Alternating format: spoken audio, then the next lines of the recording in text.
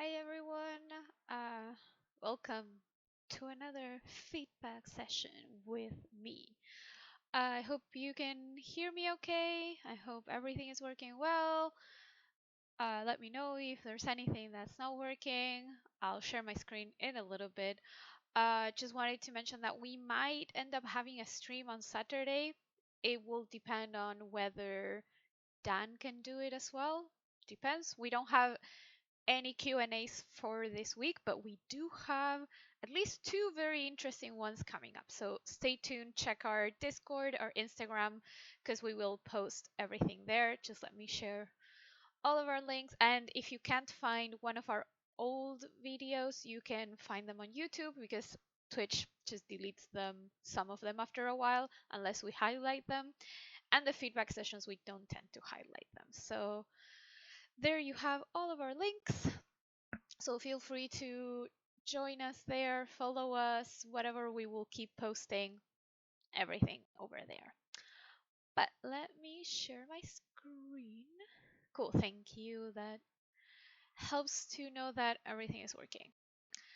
So let's start with Anush, since you're here, and I also left some notes. I think this is working better on a lot of things. I love also like the new set. I think it's really cute, and the ending with Deadpool, that was really funny. I do have a few tiny notes, but honestly, if because I remember that you mentioned you wanted to start on a new shot, so if you want to just like apply these notes, I don't think personally I will need to see it um, just to double check, because I think you take the notes and you do very well with them. But if you want to share them next week, feel free. If not, if you're gonna start a new shot, please for next week send your planning, reference, whatever it is. If you're doing a pantomime, I would recommend at least showing two ideas. If you have more, that's perfect. Just so that we can see, because sometimes with pantomime, what happens, and with anything in animation, is that our ideas sometimes are a little bit cliche or overdone and we don't know it. We only know it if someone else says, hey, I've seen this before a million times. So just if you can come up with at least two ideas and really think them through, I can talk about pantomime a little bit more later. uh, that'd be great. If you have more, they're welcome, but it would be nice to see them with the reference, not just a written idea, because sometimes a written idea can sound boring and then on the reference it's amazing, or vice versa. It can sound amazing and then you see the reference and it's like, yeah, not that worth it. So yeah, let's get on to this. I think for this part, I still feel like it's slowing down ever so slightly on this 3 frames. Particularly here, it feels like he's going really fast. I'm tracking the hips right now. And then it feels like here he slows down quite a bit. So if you can just double check, even I think it might be just fixing this 1 frame actually, because if I see the spacing here, maybe it's not as big as this one. So potentially it could be just fixing this 1 frame and bringing him a little bit further back. And that might already fix that 1 frame, which I think is the one that's um, causing it to feel a little bit slow. And then around here, I think what's happening is that you are coming with this angle on the body and it's changing angles, and then it feels like it stopped the, let's say, the RX on the whole body, and it just, dude, like it's just stuck in that position. It feels like the whole body moves as a unit. Even the hands, the legs are almost the same. Like everything feels like it's just exactly the same. So maybe what you can do is, it could be not necessarily, well, yeah, maybe here.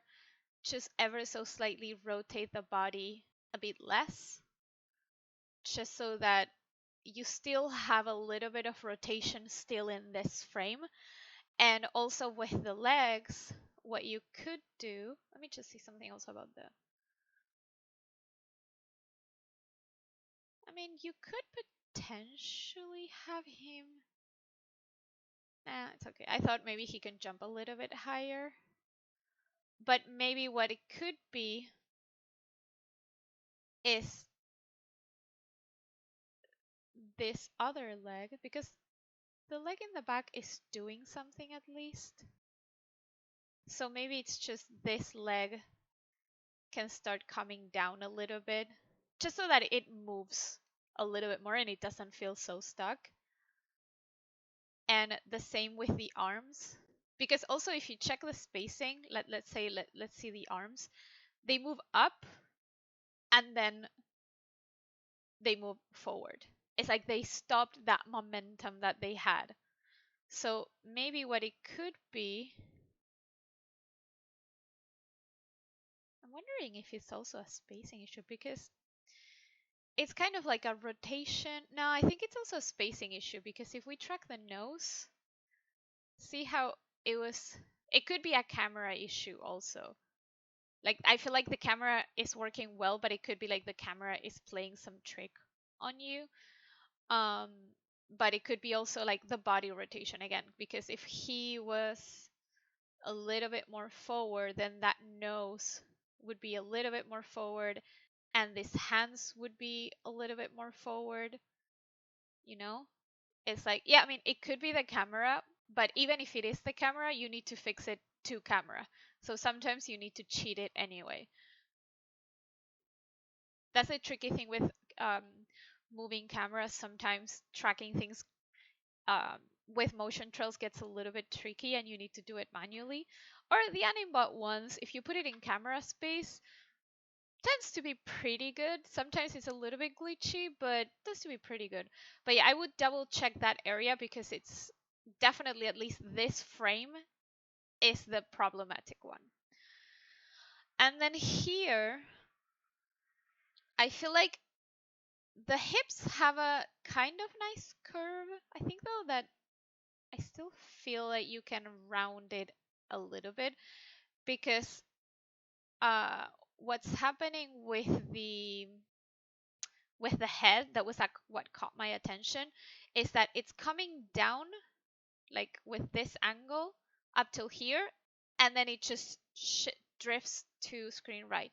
Again, can be camera cheated somehow, so that this is a little bit more round. So maybe the head will be over here, and I think you can start all of that motion in the body. So if you need to just shift the body a little bit up until, so basically when you get to, what is this, frame 97, sorry, 98 down, that's okay, but all of this needs to feel a little bit more like a curve.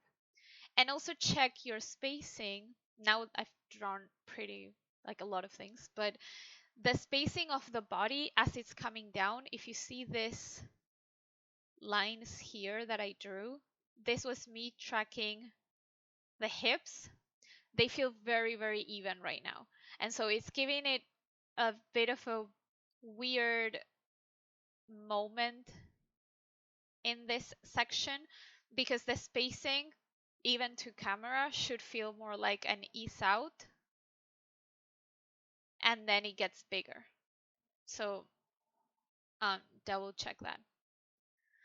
And then for this, I feel like the ending is happening all a little bit too fast still. So what I would do is maybe have him look up to the swimming pool around this frame, 187, so that you have a little bit more time for him to react. And then let me just turn this off so it makes more sense. I will remove the uh, multiples in this first part, because it feels like he got into that way too quickly. Like he went really, really fast with no, like he didn't build up that energy. And I feel like it's just in this one. Afterwards, I don't mind it so much, but it just felt like he went really, really fast. And this is just a suggestion, but I think that it would work better if when he realizes, instead of doing all of that motion down, he did it a little bit more that way. Because it's like, for me, when I saw it, I was like, why is he doing that? And I feel like if he were trying to uh, avoid the collision, maybe in his brain he's trying to grab the swimming pool. So maybe if he were a little bit more, not necessarily horizontal, but a little bit with this angle, um, yeah, I think I will have time today for feedback. So if you want to send a Sync Sketch link, for sure. If he were uh, more trying to grab the swimming pool, I think it would be. It doesn't mean that he has to grab it or touch it even. Just angle him in that direction. I think it would work best. And then for the end, I feel like this foot is going down really, really fast, especially here. It felt like it sped up a bit too much. So what I would do is actually have that foot um, hit second, so that this one hits first, just like you have it, and then the other one. It doesn't have to like even be, because right now the first one hits and then is 3 frames after the other. It could be just 2 frames of a difference, so it wouldn't be that much of a difference. Um, and also just make sure that you keep an arc in the movement, because right now if I track the ankle, it feels here very diagonal. So I would try to have it a little bit more with an arc.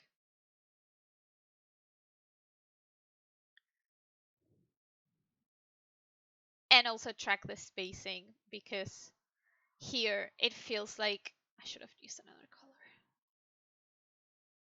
It feels like this spacing is not as big as it should be. And even if I look at the other leg, it even feels like it's slowing down. It almost feels a little bit even.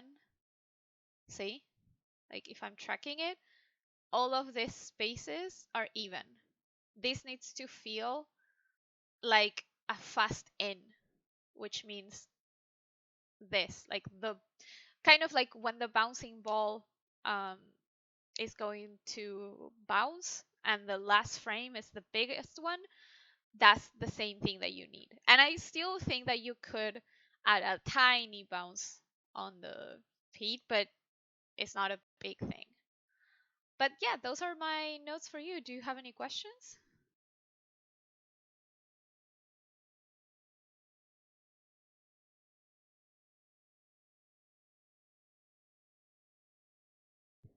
Cool. Awesome. So, I mean, again, if you want to show me next week, feel free. Uh, you're more than welcome to.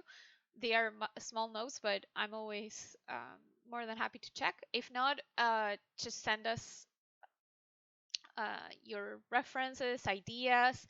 And in terms of pantomime, I think I've talked about this in the past, but it's not a bad thing to talk about again. So basically, what we look for in pantomime is a change in emotion that can be seen with the body. Like you should be able to express emotion with a character that has no face, like Stuart. I'm not saying use Stuart forever. If you want to use a character that has a face, you're more than welcome to. Just run by me which character you want to use, because there's a few that their facials are not really as good as they could be, and you be just complicating your life way more than you should. So just run them by me, just so that I can check if the rigs are capable of doing whatever it is that you need to do. But yeah, what we look for is basically emotion and a change in emotion. So for example, like the cliche is from happy to sad. So maybe, I don't know, they get something in the mail and they're super happy, and then they open the box and they are super sad because it's something that, I don't know, super sad. Or the super cliche ideas are like you're waving at someone and then you realize that it's not the person that you knew, so you're like, oh no, and you get ashamed. Or you like the Jack in the Box, that you turn the thingy and something pops up and you're scared, or the one of you get a like your teacher hands you back your homework and you failed, or you had a great grade. All of those I've seen, I can't even remember how many times. It's like if I see one more, like, come on.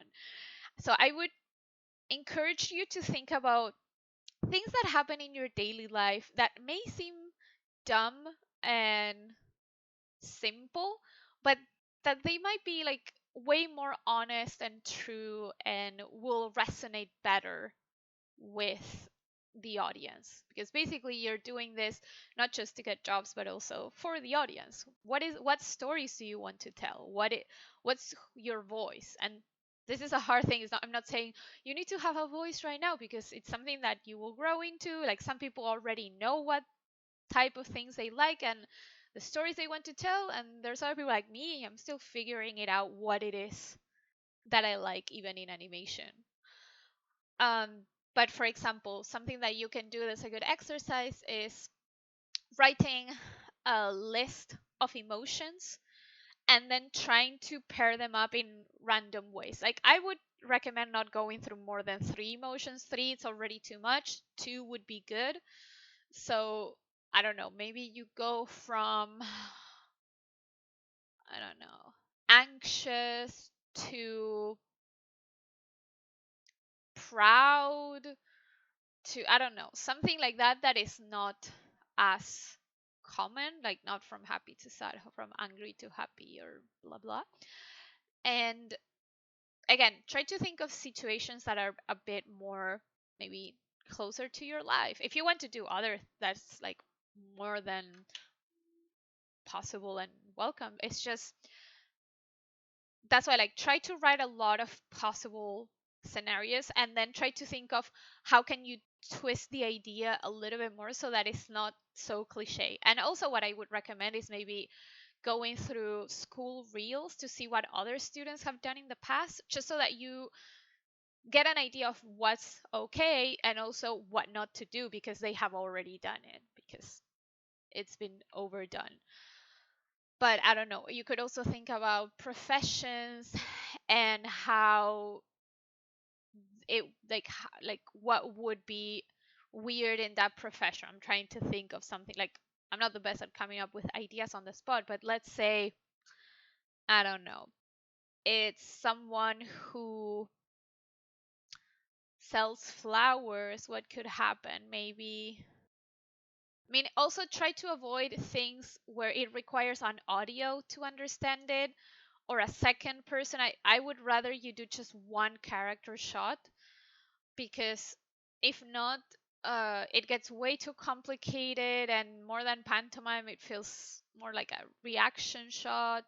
So I would try to keep it to one character and no need of another. Like, a lot of people do the phone is ringing and you pick it up and it's the bad news that you didn't want to get that day. Oh no.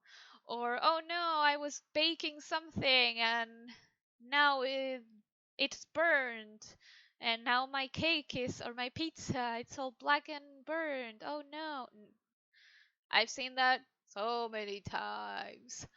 I didn't have even a good pantomime, so I'm not even going to show mine, because mine was too complicated, too many emotions going on. Nothing, like, it was unnecessary, and that's why I'm trying to get you to not make the same mistakes that I'm making. I'm trying to think of ideas. I'm just, because I have a few friends who showed me their ideas for class 4 right now, so I don't want to say those. Trying to think of other good ideas that could happen. And also try to think of, like, if you need to do simulation, I don't know, rain or stuff like that, it will take maybe a lot of time. So potentially either don't do something like that, or if you want to do it as a 2D effect so that it's not as complicated for you or time consuming. Like, for example, one shot that it was cute that I remember. Oh, I know. If you go to the AM reel, I don't know. I like finding it will be hard, but there's this really good shot. I mean, I'm gonna try and find it. I think I can find it. there's this really good shot of a character who is a cowboy. Hang on, my animation mentor can't type. Who is a cowboy. He enters the place really, really proud. Here it is. And then, like, guns point at him, and he's like super scared. So I think that's like a really nice way of showing emotion in a way that is not conventional and a way that you don't show the typical from happy to sad. So here it is. Let me play it for you. There's no need for audio. Like, look at the line of action, the pose, and how everything changes.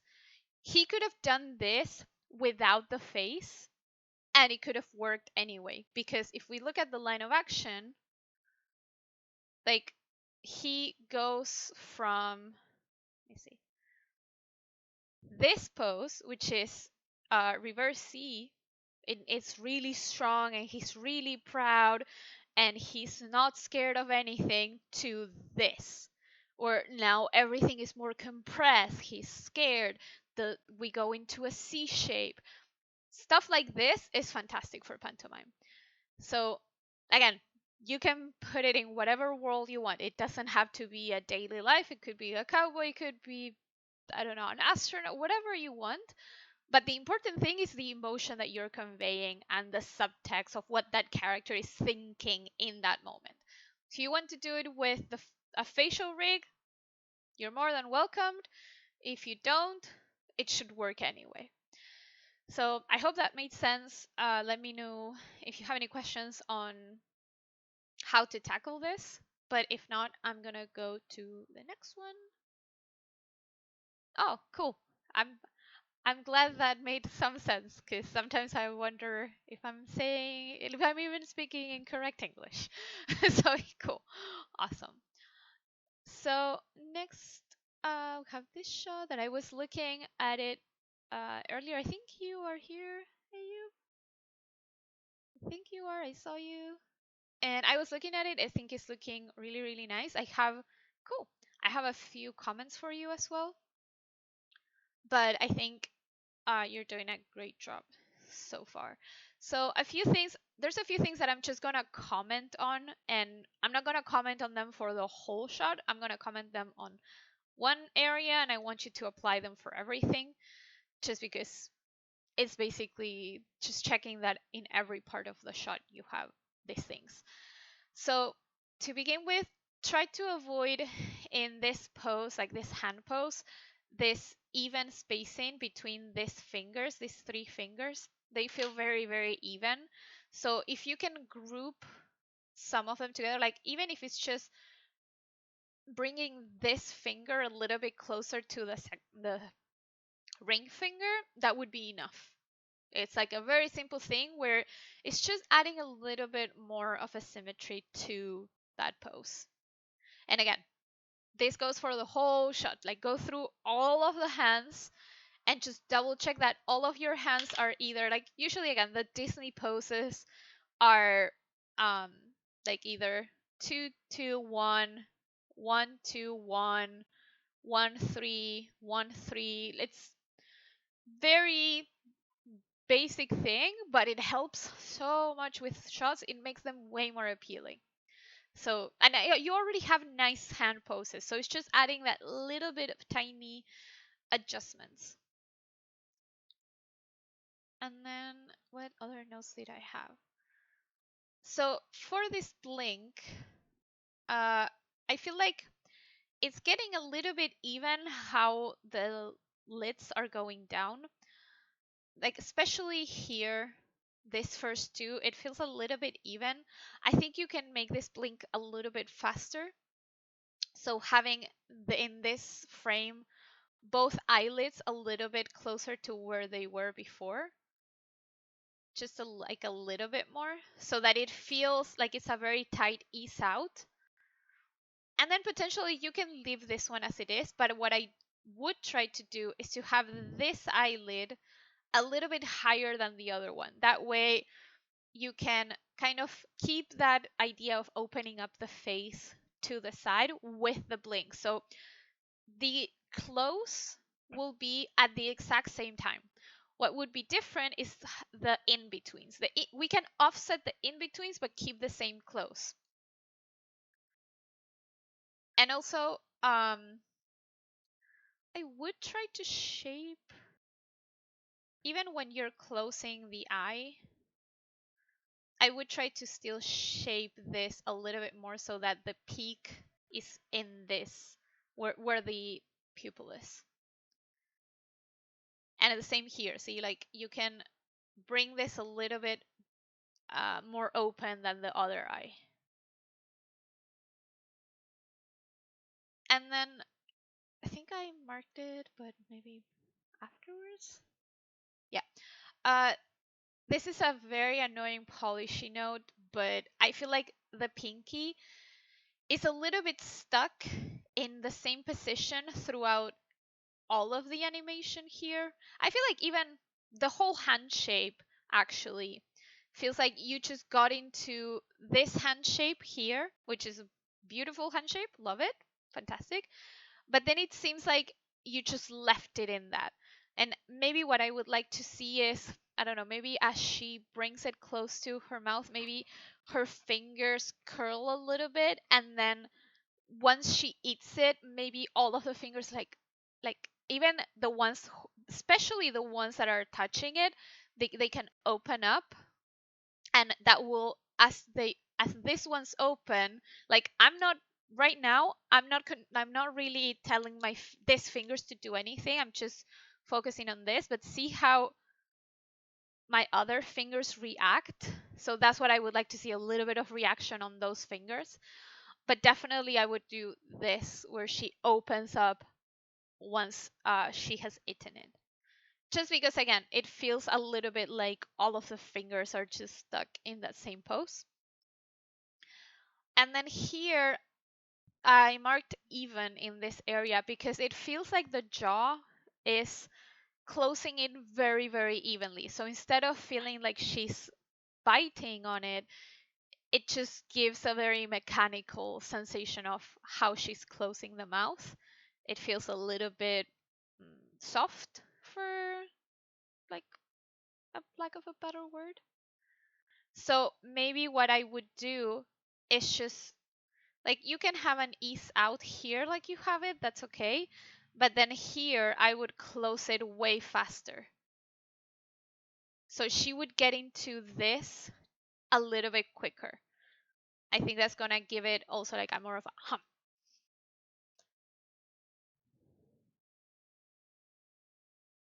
And then this is something also to check throughout your shots. Where is it? Here. Right now, if you look at the fingers for both of them, they all open and close at the same time. It would be nice to have a tiny bit of an offset, and this is something easy to do in polish. You grab sections of your fingers and literally, sometimes what I do is just literally offset these three. So depending on how you want it, because sometimes one finger would lead more than the other. Maybe the index leads and then the others follow, or maybe the middle and then the ring, and then like try to find ways to offset the fingers so that it doesn't feel like they are all moving at the exact same time. And again, check it throughout your whole shot because it happens also, for example, here.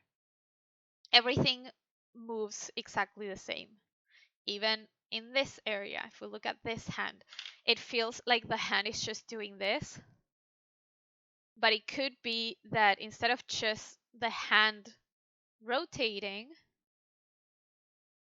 as she's coming down, maybe her pinky goes first and then this one and then this one, and like just find a little bit more. Again, two fingers can touch at the same time. It's just not making it feel like it's just the hand that is moving and the fingers don't have their own control, just because we use our fingers a lot and they don't do the same thing all the time. And then here, um I just circled this so that I would remember what to say. basically what I would like to see is a little bit, again, more nuance to that movement. So let's just say I just did this. When I take my hand off, like I do this, like maybe some of my fingers peel off first and then the rest. So it's not just me doing this, but there's more of a change, and maybe even some of my fingers curl a little bit as I take them out. And then here when she's gonna grab this, do I have a pen? Yeah. Right now it feels like she has the hand prepared and she just does this. And that doesn't give us enough again of the tiny details that we can get, and it doesn't give us also kind of an anticipation to the movement. So what you can do is here in this pose, just have, even if it's two fingers that are a little bit more open, it's just these two fingers, a little bit more open. That is like enough anticipation, and then you go into the grab. And that also gives you a symmetry in the pose.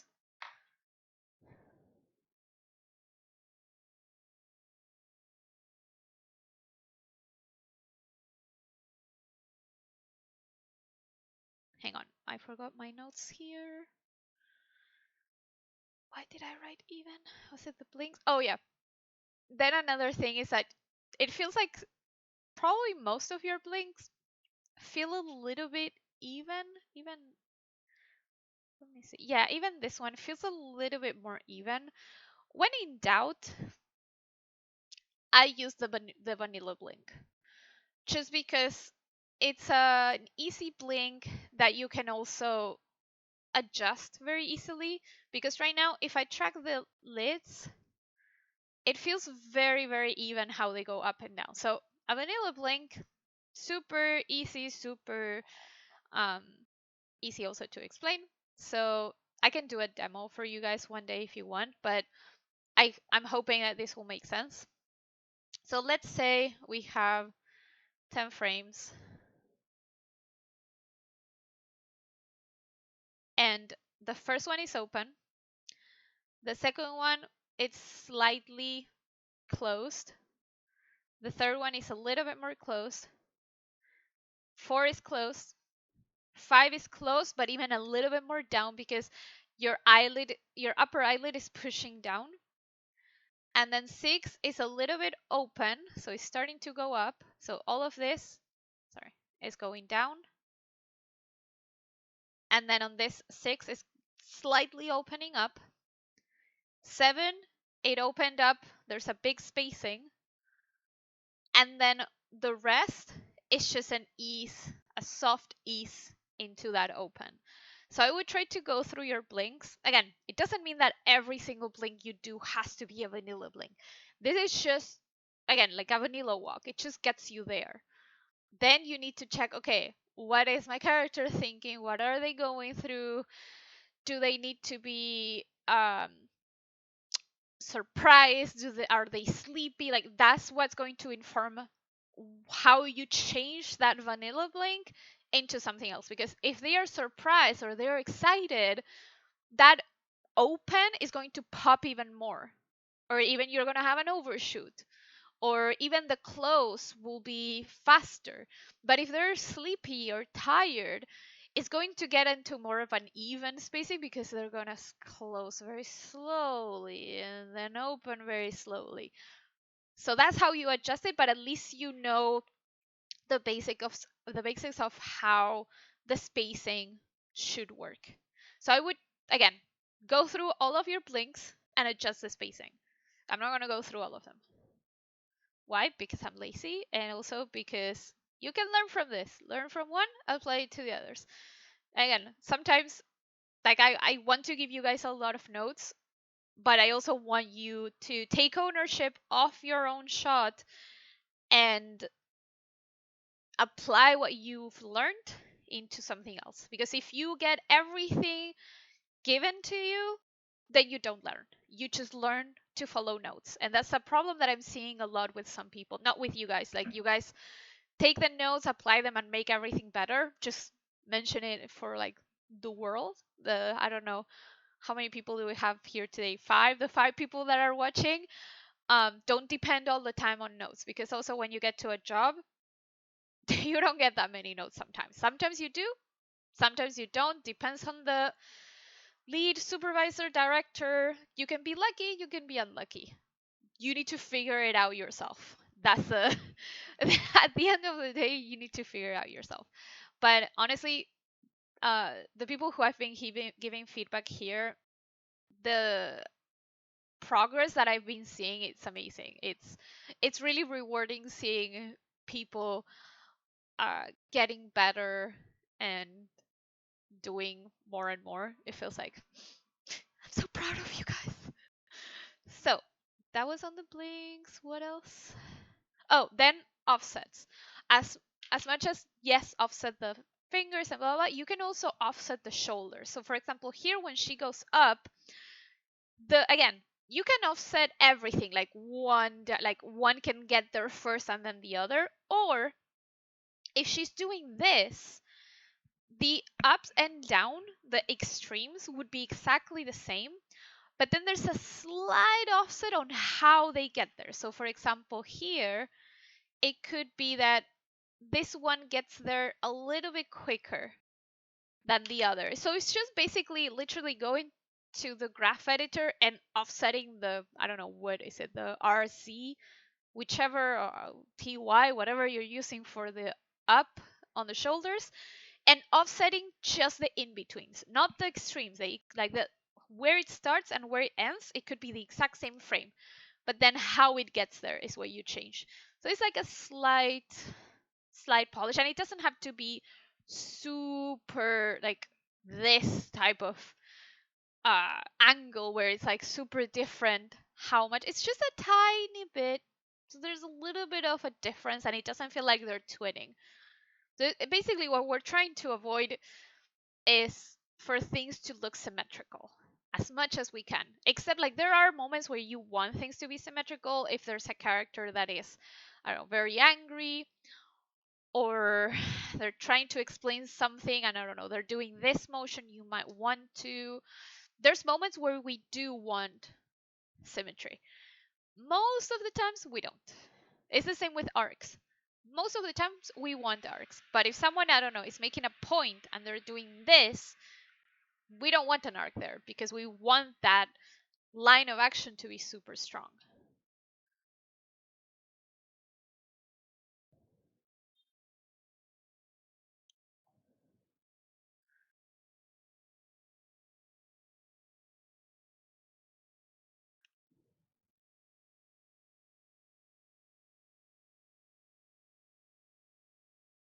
By the way, I love how the chewing looks. It looks super cute. I wonder if here we can change the mouse shape a little bit. Oops, something fell. Just because it feels kind of even on both sides. Let me think. Maybe it's just a matter of just doing this type of pose, like this. So instead of doing this, it's just a simpler shape.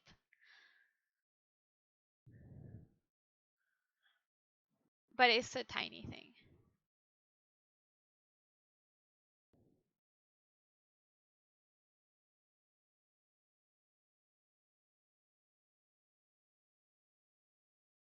I feel like the eyebrows are moving a little bit too much here. Like she's eating, and aside from doing this, it feels like the eyebrows are like moving a little bit too much. I'm trying to think like if I do that, like I don't know if I would move the eyebrows too much. Is taken away from the animate, like the other part of the animation, which is more important, particularly this motion. This one is the one that feels a bit much, also because it doesn't feel connected to the eyes. So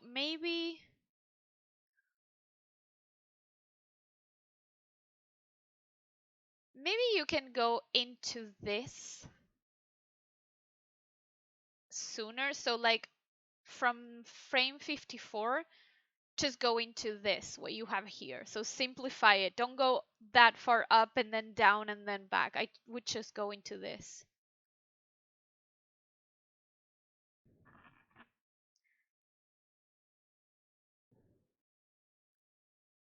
And then here, it almost feels like she's going back to a default with this. I'm talking about just the eyebrows. I'm looking at the eyebrows now. I'm thinking maybe I would still keep the eyebrows like what you had for just a bit longer. And then here they are a little bit more like 40% of what they were in this pose, like in this one. It's just toning it down, but not getting into this yet.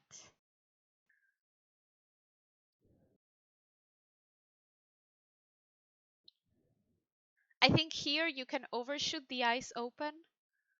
So they go up for a little bit and then come down, just so that it's like everything comes up and then a little bit down, like just this.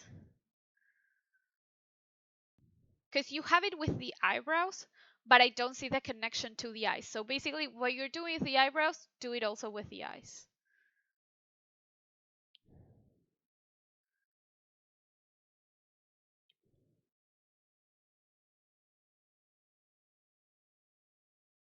I think we can bring the mouth a little bit over here, just so that you have a bit of a more graphical shape like this.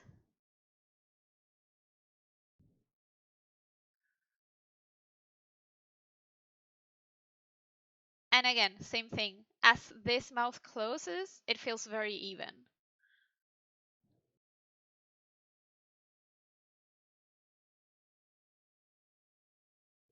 You can potentially hold it a little bit longer open and then close it slightly faster again, so that it's a bit of a simple easy in, ease out.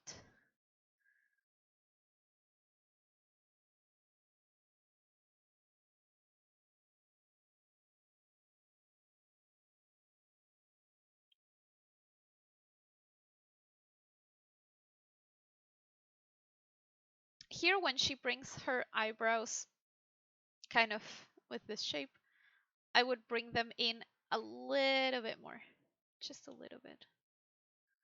Just because right now, if I look at this pose and this pose, it feels like they only went down instead of down and in.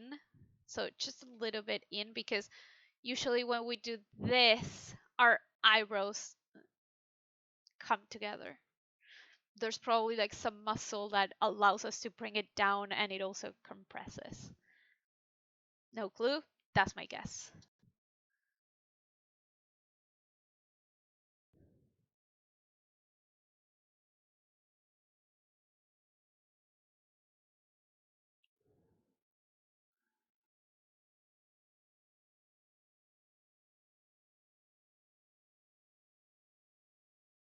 I wonder if for this pose, it would be nice to bring this lower lip ever so slightly down, just to show the bottom teeth a little bit. So it's just like a little bit more of attention, slightly. And again, try to avoid symmetrical shapes where if I trace a line down the middle, it's basically the same on both sides. So a very easy way to do that, I don't know this rig, but sometimes what I do is just grab whatever is the lip control and literally translate it so that this curve is here, so that instead of being like this down in the middle, I translate it to the side and then I get this. If that doesn't work, grab whatever tiny controls she has and then shift them a little bit, or bring one slightly higher so that even if it's still in the middle, maybe this one is slightly higher than the other. That would already be enough.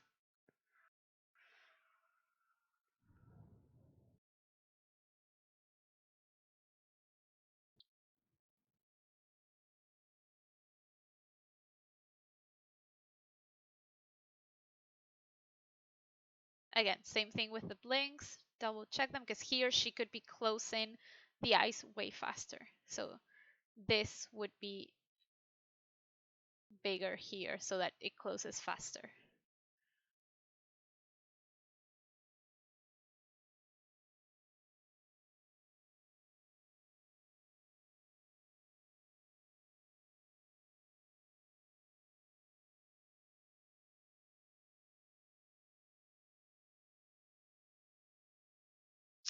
I wonder if we're kind of getting her a little bit into an alien shape here. Maybe if you can just lower this corner a little bit so that this is a little bit more flat.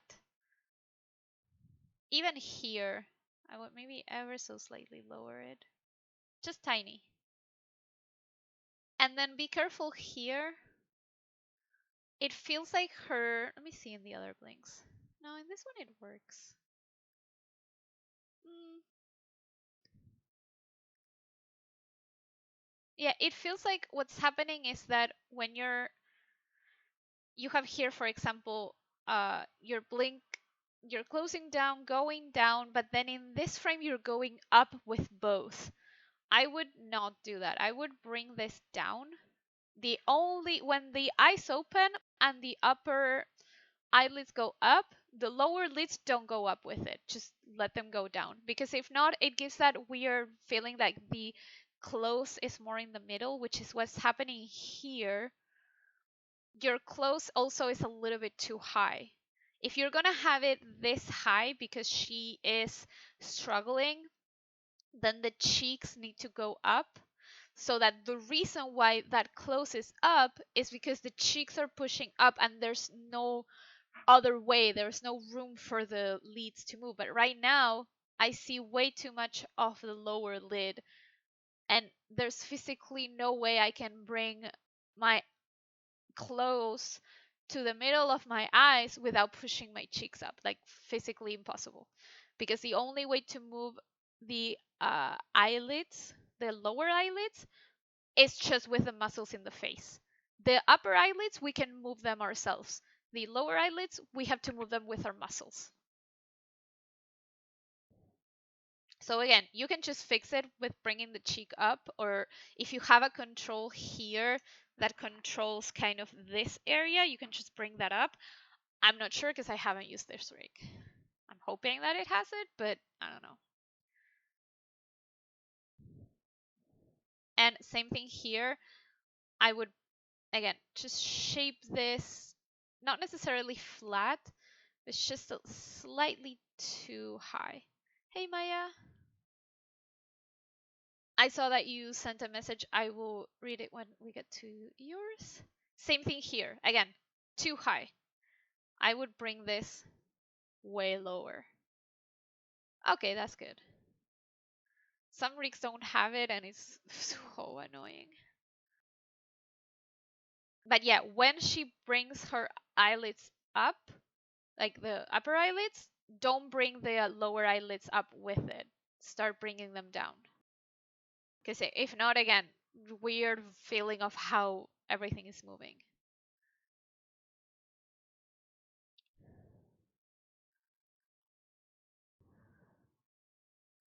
I think the motion that you have with the arms, I think it's on the right track, but I think that there might be a little bit of too much motion with the arm and not enough with like wrist vibration, because I feel like it's lacking tension, especially with here the arm is bending and then it's stretching. I feel like that bend doesn't give it enough tension. I feel like the arms would be very, very stretched all the time without bending because she's trying to reach it. So if you try to reach it, the movement is going to be more contained. And at the most, her wrists are what's going to like vibrate, but the arm is just going to move a little bit slightly in circles without the the elbow bending. So that's what I would try to do here because it gave me like it's going there, but I think it's not there yet. And I think you can also do this thing with the fingers slightly faster. Right now it feels a little bit too soft. I would speed it up a little bit, even if it's like 3/4 of this. But I would try to reduce it by half and then see if it's too quick. Then go somewhere in the middle.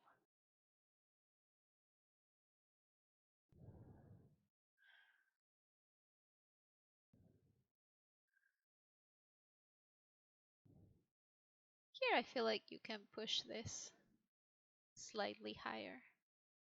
And again, not so high here. Because I feel like also the reason why I'm saying this is because I feel like there's this line with the eye that's being formed, and here it suddenly goes up too high.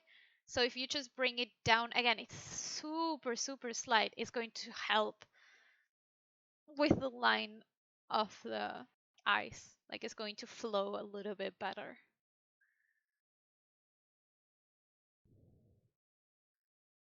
And then here again, I would like to see a little bit more of this eye slightly more open all throughout here, even here. Just again, to open up the face that way.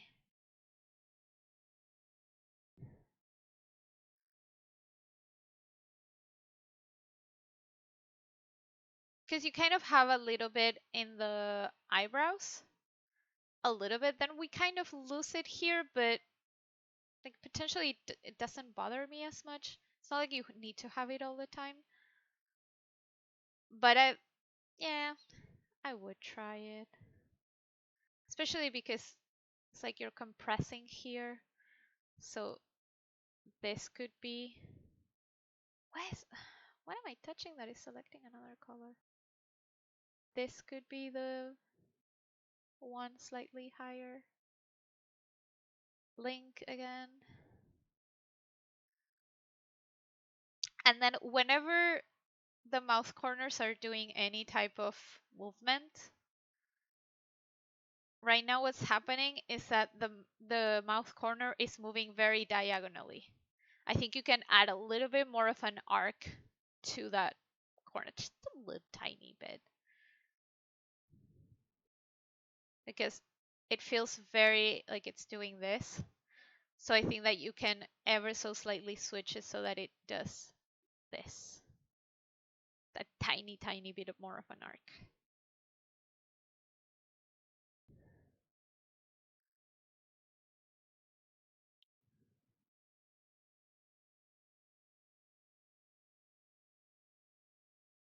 I don't even want to know how long it took you to animate all of this, because I think I would have looked at it and said like, oh my god, I have to animate all of those blueberries. There's so many.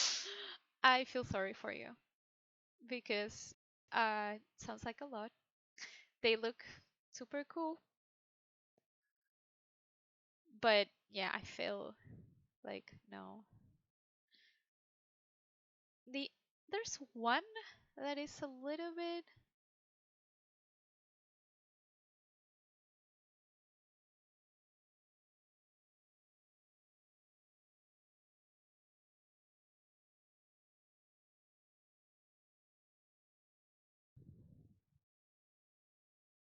I wonder if I would add on one more frame to this.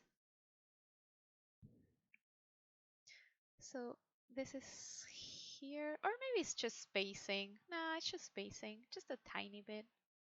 Adjusting it a little bit so that it doesn't feel so even as it's coming down. Yeah, it's just that. It's just that spacing.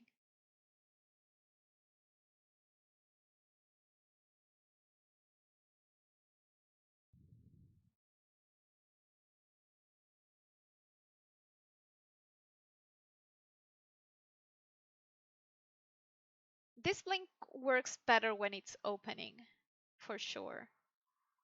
It does feel like it gets stuck a little bit on this one, but at least when it opens, I like this of a little bit of open and then a lot. But again, same thing here, alien vibes. Just bring it slightly down.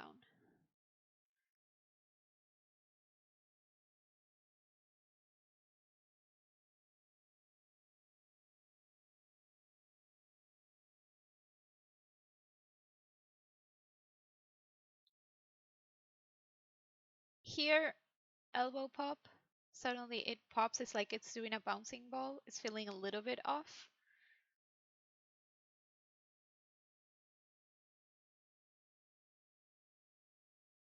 You can fix it with a shoulder, just so that it doesn't feel like it's popping so much. Same thing here. Hand comes up, all of the fingers are coming up. They're all doing this. A little bit more of maybe one comes up first and then the other, just a bit more nuance to that movement. Just a tiny bit.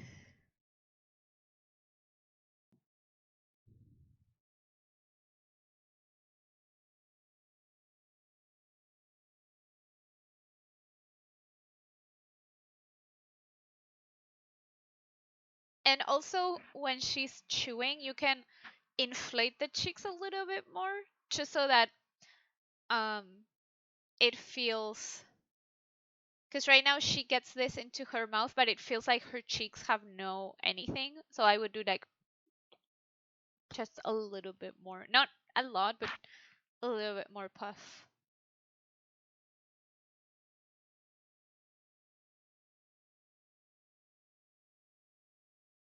Same thing here when she grabs this. Not all the fingers together. Some get there first, then the others. Again, it's not like you're not that far off from where you need. It's just now the tiny details. And this shot has come so far from the first time that I saw it. So well done. So for the ending, let me check. Also, wait, there's a.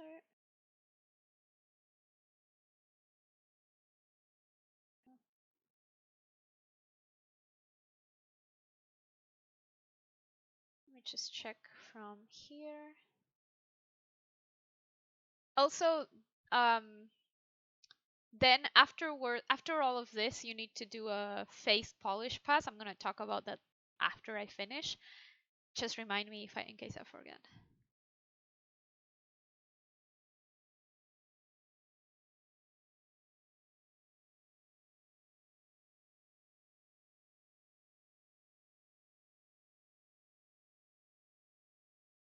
There's something here.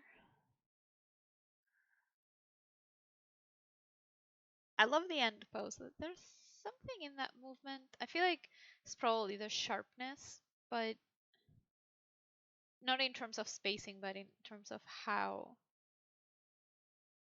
it gets there.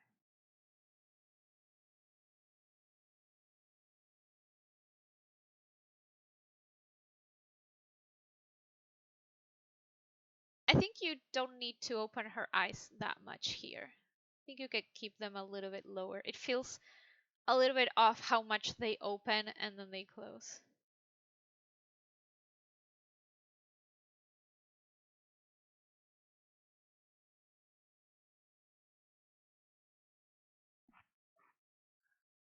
Here, I feel like you can bring this upper lip higher because I was just trying to do this and it like the distance feels like it shortens, so I would try to maybe move the whole mouth with the pancake and everything a little bit higher. Just a little bit. Yeah, okay, I'm just trying to get back to the thingy. Hang on, I need to refresh. Hope we didn't lose any notes. Okay, there we go.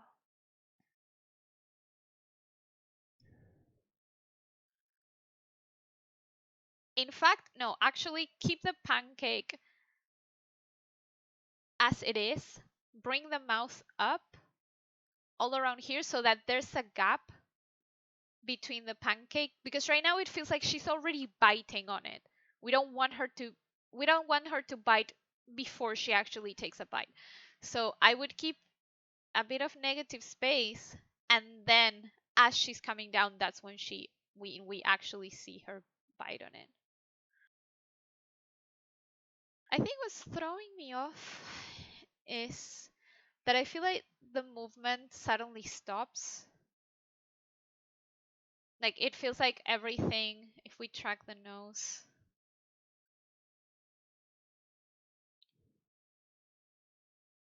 it just stops completely here.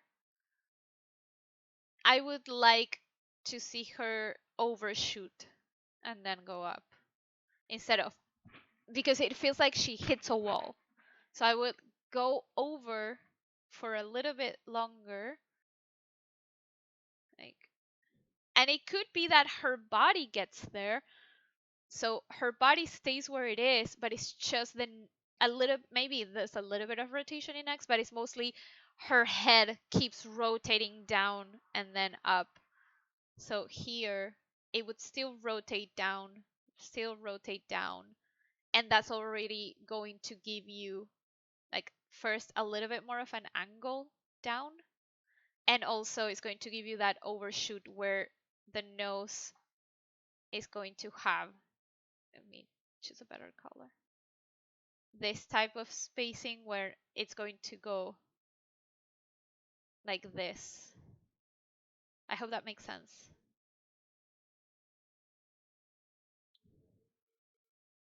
And I like the eyebrows that you have here. I would keep them all the way down.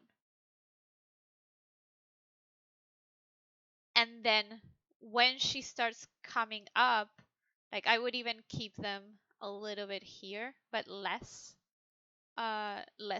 intense than here. And then as she's coming up, that's when she relaxes.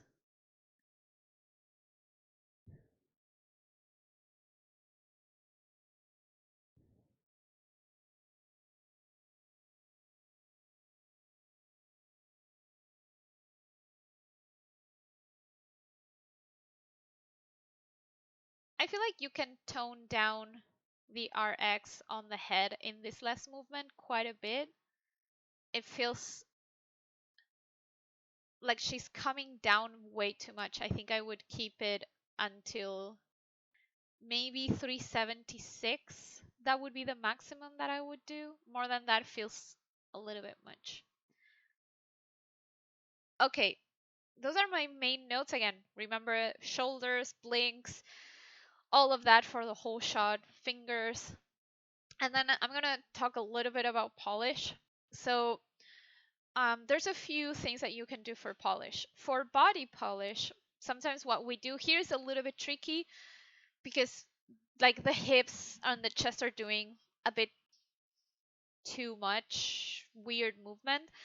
But like usually what we do is if we start with the hips, we copy the TY into the chest, like the upper control TY, and we offset by 1 frame, and we scale the curve down so it's just a little bit of offset, and then we copy it into the neck TY, and we also offset by 1 frame, so 1 frame from the what we had already offset, so each will be one more frame, and again we tone the curve down, and then we do the same with the head TY. um Here potentially you could just do it with the chest, especially here. I feel like you can have with the chest and the neck and the head a little bit more off. Not again, it's not a lot of offset. It's just a little bit so that she feels a little bit more squishy. And then for the face, uh, the things that you can do to add a little bit more polish is because you already have some nose animation here, which is fantastic. But then I feel like the nose is not that connected all the time, or even the cheeks. So maybe you need, if you already did it, maybe you just need to bring the curves up a little bit. So basically, some basic facial polish. You can copy the head, the jaw open into, again, there's different ways of doing this. So I'm going to mention one way, and the way that I do it, which is stupidly complicated for no reason except that I like it and I feel more comfortable with it. But both ways are okay, and my lighting system is doing weird things. So let me just it's okay. Um so for the, you can, like, the usual way is you can copy the jaw open and close, whatever that is. Usually it's RX. You can copy that into the cheeks and into like this area, and that's kind of a one-to-one. You can copy it, and basically when the jaw opens, this goes down, like the cheeks go down, and when and it also goes in. So if we see this, when I open my mouth, you're going to see my hands go down and in. I'm not doing it on purpose, it's how it works. You can try it at home. That's how it works. So basically, jaw open, we copy it to TX and TY, and we make sure that it matches. Same with the nose.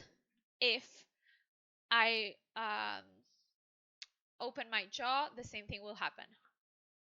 In, like, without, like, way less than with the cheeks, but again, in and down. You can also copy it to the nose tip. So when the jaw opens, that nose tip goes slightly down. Now, I do it slightly different, just for, yeah, for basically what I like to do, because I'm annoying, is and also because it's the way I animate. Some people animate super differently, so this might not work for everyone, but it works for me with how I animate. I like to keep, like, things by the side of the face. So what I do is I copy the mouth corner animation, again, because it's how I animate. Some people animate differently, but I focus on my mouth corner. I copy the TY and TX, and that's what I copy into the cheeks and the controls here sometimes, and into the nostril. Why? Why am I doing so much more work? Because I don't trust myself. Like, for example, if I open my mouth to say "oh," my jaw goes down. So yeah, and my mouth corners go down and in, so everything will be connected. Fantastic. But if I open it to say "ah," and I'm smiling and I'm saying "ah," now my mouth corners actually go out and my nostrils will go out and up, instead of, like, if I open my jaw, my nose goes down and in. But if I say "ah," see how they go out and up? So for me, I get OCD and I need everything to be super connected. So I personally like to do it with the mouth corners.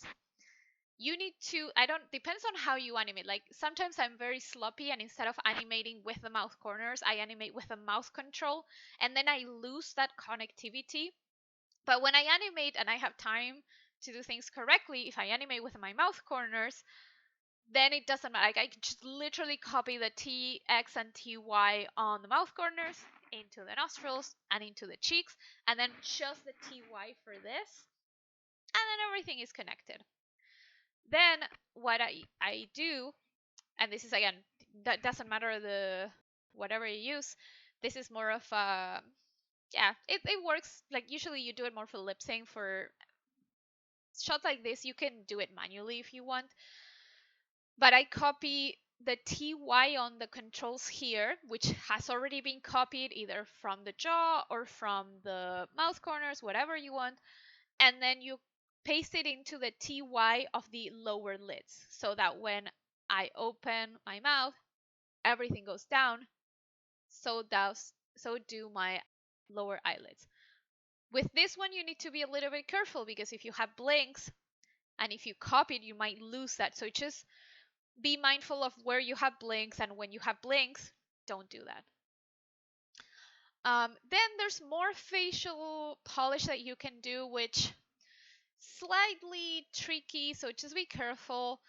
But basically, again, I do this at home. It's so easy, and it's way easier. Like, and you, if you don't believe me and you think I'm faking it, just try it at home. Put your hand on things and look at how it moves. But basically, every time the eyebrows go up, I don't know if you can see it, my hairline goes down. It's not that it goes down, it kind of goes forward, but it feels like it goes down. See? So, what you can do is you can copy the TY of whatever you use, if it was the main control, if it was one of the controls, whatever it is, and you copy it into kind of like the translate forward and back of the head. You can use sometimes the squash, but minimal, super tiny. Like, that animation has to be so tiny that you just feel it. You don't see it, because if you add too much, you're going to lose structure in the skull with the rigs. So that one is like tiny, so tiny you can't believe it. And in this one, you're lucky you don't see the ears. If not, you could also add some ear polish. You don't see it here, so you don't have to worry about that. So yeah, I think those are my main notes for you. Do you have any questions, thoughts, complaints? Yeah, 100%. I live for polish. I love polishing. A lot of people think, oh, I don't like polishing because it's super brainless and you just you just do something without even thinking. But for me, that's when that's when it's done. Like, the shot is done, the pressure is off. I just need to make it even better than what it is. Polishing is not fixing, it's making better. And that, for me, is what makes me happy. Yeah, awesome. I'm glad to I'm glad to hear that you feel like you're growing. That's the best feeling. So, awesome. Cool. So next we have Maya. I know you're here. So Maya is starting a new shot for anyone who's looking at this, and she's showing some reference to see where it's going. She sent me on Discord. Sorry, my brain is a little bit dead there. On Discord, her idea and her subtext, and now I'm gonna read her backstory very quickly. If anyone wants to read it, because I don't like reading out loud, because like, I never liked it. I didn't like it in Spanish. I'm not gonna like it in English. So if you want to read the backstory, you can check Discord, and just let me read it very, very quickly. Uh-huh. And everyone, if you want to read it, feel free to go there. Oh, I don't know if anyone can read it, but it's okay. It's okay.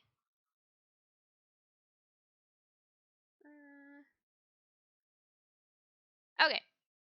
So I'm caught up on the backstory of everything. Just for everyone, basically, this story is uh, the character is a father. He has two teenage daughters. One of them is angry at the other. I'm not gonna give the whole thing. Cool, awesome. So I do have like a few ideas. I would, though, if you can come by tomorrow and show them to Madison as well. Again, I'm gonna give you my ideas, and if you want to reshoot reference and show her that, that would be great. If she happens to have time, I don't know if she will, because she's the queen of acting, and I'm sure I can give you notes, but I'm sure whatever she will tell you will be much better because she's amazing. So I'm going to play it for everyone. I'm going to play both references, and then we're going to talk about it. Let me unmute this. Okay, here we go. Look, I know you gals have your ups and downs. I get it. But if you could do me this huge favor and just return her phone calls. Come on, do this for me, please. You can yell at her. Just call her back. And then we have the second. Look, I know you gals have your ups and downs. I get it. But if you could do me this huge favor and just return her phone calls. Come on, do this for me, please. You can yell at her. Just call her back. Okay, so let me just see if you had put a little bit of the subtext in here.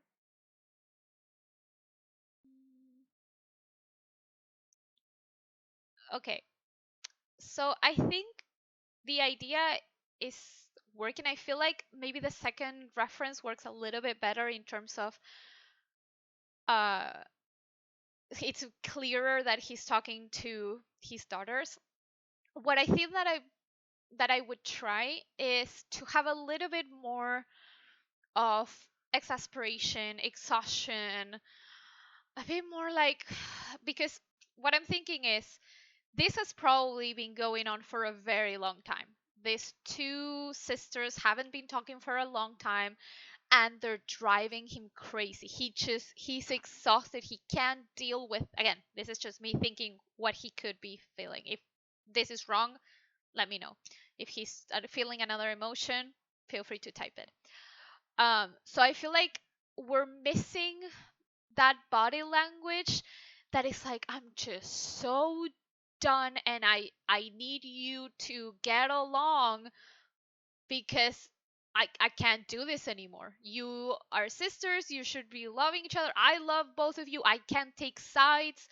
Like I feel like you're missing a little bit more of that. So what I would try, let me play this again. Look, I know you gals have your ups and downs. I get it. But if you could do me this huge favor and just return her phone calls. I feel like he or she, like with the way that you're playing it, he's feeling a little bit nonchalant about it. He's like if you can do me this one big favor, like he's just like whatever, I don't care about this. Even here, like you start with the pose, like the pose says it, but then you lose it very quickly. Look, and it feels like you were just acting into that place. Like why is he walking? Like let's think about all the reasons. Like this is kind of what Ray would be like, why is he walking? Is he coming from somewhere? Is he walking because he read the message and he's so exasperated and tired and he's like, oh my god, like he's reading and he's like, wait, what's the line? I feel like when actors at line. look, I know you gals have. Like he could be pacing around. So instead of just walking kind of in, he's more like pacing around. It's like, look, I know you. And he starts with looking at the phone. So it's like, okay, there's someone in the phone that he's going to talk about. Like there's a reason why he has the phone. It's just, okay, we're being connected to this. It's like look, I know you guys and you guys are what? Have your ups and downs. I know you guys have your ups and downs, and like maybe even bring the I'm the worst at facial expressions. My facial acting sucks, but you can maybe try and push it. So that's why I'm saying like maybe you're struggling with that too. I struggle with facial expressions all the time in my not in my animation, in my face. My own face doesn't do what I tell it to. But maybe like his eyes can open more, his eyebrows can go back, like oh my god, like I'm so tired of this. And a little bit even more shoulder movement, like and even him a little bit slumping down a little bit. Look, I know you gals have your ups and downs. I get it.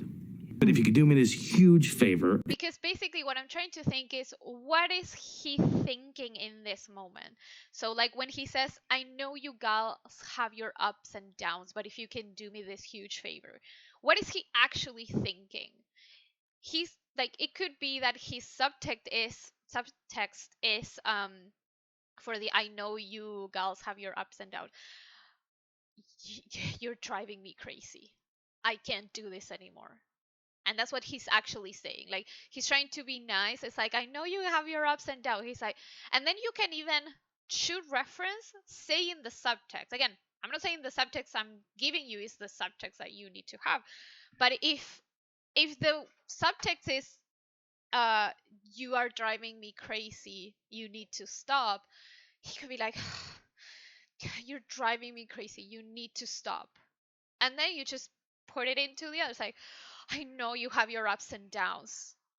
And that already changes how he's delivering the line.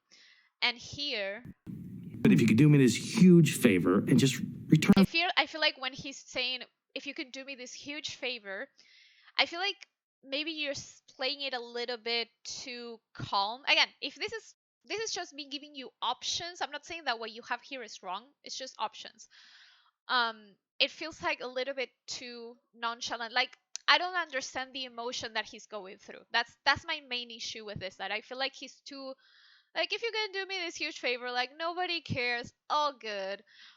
But I feel like if this has been going on for a while, and he cares about them because it's his daughters. He's like he's hurt by them and them doing this. Like he wants to help them. He could be like, but he can do me this huge favor, like please, I'm tired. Like just please do this one thing for me. I please. Like it could be something like that. Like the subtext for if you can do me this huge favor, it's like just do it for me because I love you and I want you to be better. I care about you. So it's like if you can do me this huge favor, like just a little bit more of angst maybe or pain could be interest. Again, I'm just giving you ideas to play with. I'm not saying what you have here is wrong. I'm not saying your acting sucks. I'm not saying that. I'm just saying because I remember that Sean at one point wants you to have, I think it's the new version of his class, that is he wants you to have different takes. And I'm going to put it like this. One of my friends from work who is going to be doing a Q&A on acting very very soon. She's a really good actress. She when she used to do her reference, she would have a shot and she would pick four emotions that were in line with the moment of the movie. So one would be, I don't know, desperation, the other one would be sadness, the other one would be anxious, the other one would be, I don't know, terrified, whatever. I don't remember. I know that she showed it to me. And for each four different emotions, she had three different takes of reference going from like a tiny amount of desperation, for example, to a lot of desperation and in the middle. And then she would choose one of each, and that's what she would show to the directors. Like one time she comes to me and she's like, "Hey, I have these references. Could you help me choose one of each?" I'm like, "One of each?" And then she tells me, "Yeah, I have one for this, for this, for this, for this, and I have three of each. I need to choose one from each." So that's what I'm trying to get you to do. To grab whatever emotions this character is feeling and do a version where it's really pushed, and then a version where it's very calm, and then a version in the middle. That way you can choose, and you can even pick and choose moments from each, and then that's going to give you even more to play with. So it's not just about him delivering the line. Is he sitting down? Is he standing up? No, no, no. What is he actually feeling? What is the actual emotion that we want to convey? And again, for me, when my friend said that, it blew my mind. I was like, wow, that's why you're an amazing animator. And you get these really cool shots from the main character because you pull them off. Like, if you guys watch Spirit Untamed, the movie that I worked on last year, this is where I worked with this friend, and every single shot where Lucky, the main character, is delivering a very emotional moment, that was my friend Catherine doing her best acting, and she would even do acting for a lot of people. But we would be like, "Hey, Catherine, I have a Lucky shot. Can you do some reference for me, please?" So I would recommend doing something like this. Let me keep playing. Her phone calls. Come on, do this for me, please. You can yell at her. Just call her back. I think the ending for this works. Look, this is what I liked about this one is how you sit down and how you look. It feels very like father figure, and I can feel also a little bit of that. I'm so done with you girls. I'm done with you girls doing this. Because again, another emotion could be he's angry at them. He's tired and angry. Like, are you kidding me? I've been going through all of this, and on top of that, I have to keep track of you two. You two can't even be friends for 1 second. Are you kidding me? That could be another read, another subtext of this. And I think that this kind of like the beginning reads really nicely in terms of how he sits down and looks. It feels very much like a father figure. I know you gals have your ups and downs. I get it. Even this, like I get it. It's like this father that is like I don't even want to get into your woman things or whatever. But if you could do me this huge favor and just return our phone calls. Here is where I'm losing it a little bit of what is he feeling. Huge favor and just return our phone calls. When he says return her phone, like I feel like we're losing a little bit of what he's feeling. So I would try to play maybe with something a little bit more broad. Even if you're like trying to play like nonchalant, it could be a bit of a bigger action here. Just return our phone calls. Like return our phone calls. Like come on, do it. So do the thing. Come on, do this for me, please. You can yell at her. Here, like you have it here. Come actually. on, do this for me, please. But I feel like when he says like do it for me please, instead of saying it up, you can even bring yourself forward, like do it for me, like come on, like he's eager to have this end. He wants this to end. You can yell at her. Just call her back. You can yell at her. I think that with the you can yell at her, it feels maybe a little bit again too calm, and especially with how high his voice goes. I think you can push that because of how high he goes. It's like you can yell at her, like like I don't care, yell, whatever. It's not my problem. Just do whatever. Just do it. Just call her back. So again, I'm just giving you the very pushed version idea. This would be what I would do for both references if you were pushing all of those emotions to the best bigger version they could be, like really really push them. Then I feel like also because the audio is so rich in how he speaks, he's not toned down. That's why I think that you can push this a little bit more, especially again in terms of what is he actually feeling in this moment. I don't know if you thought about the subtext for each sentence, but that's something that I like to do when I'm shooting references, grabbing each little part, each sentence, and thinking, what is the actual meaning behind this? What is he actually saying? And then shooting reference with that subtext. And the subtext can be completely different. You don't need, like, for this exact line, you can have 2, 3, 4 completely different subtexts for each sentence. I think that's gonna help you because you have some really nice parts here and there, but there's somewhere I'm losing what's the real feeling.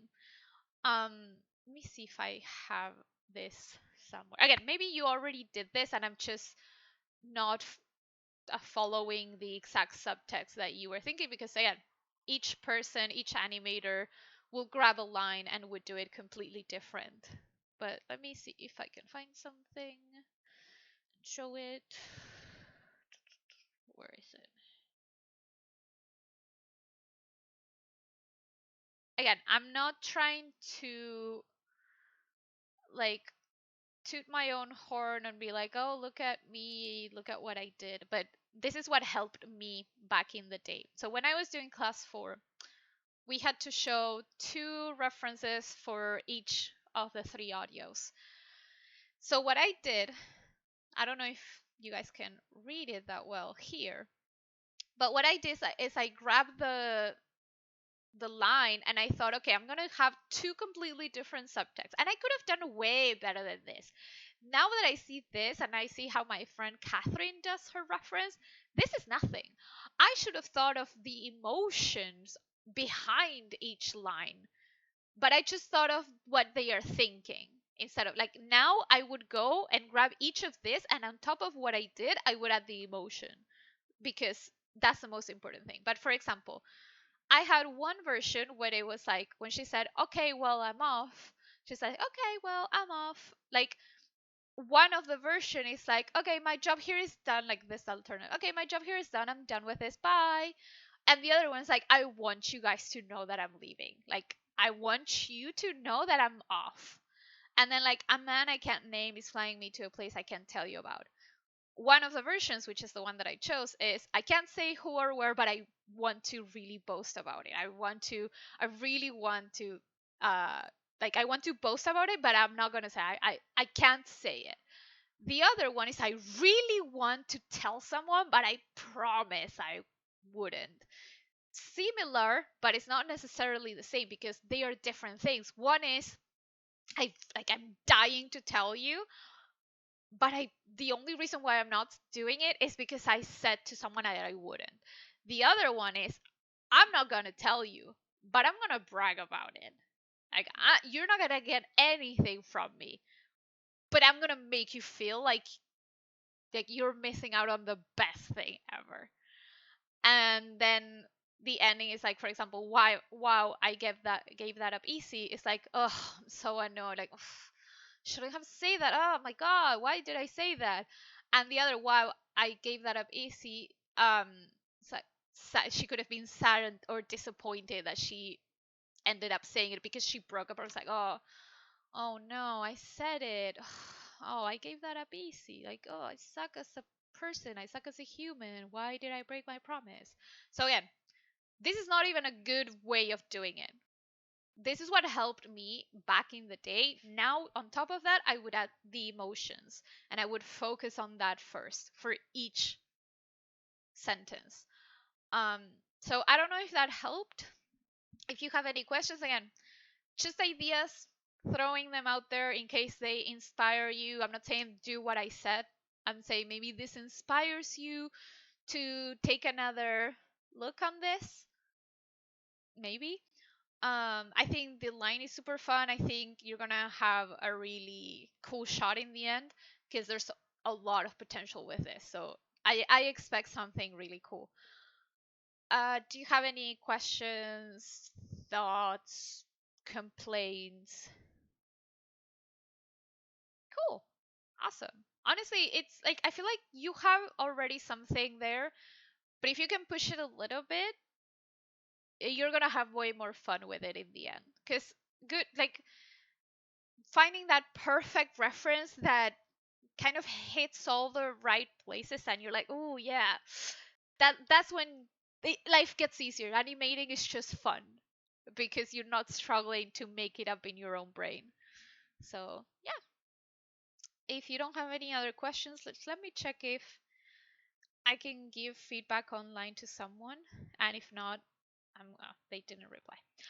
Uh, awesome. And again, if you want to show them to Madison, I'm not sure if she's gonna have time tomorrow, but I would try, just because she will probably have a really good uh, view on this as well. So feel free to see if she has time, basically.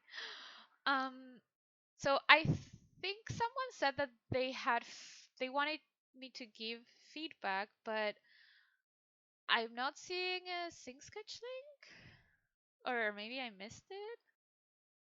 Awesome, cool. Best of luck. So if anyone has any feedback that they want me to look at, if not, I might.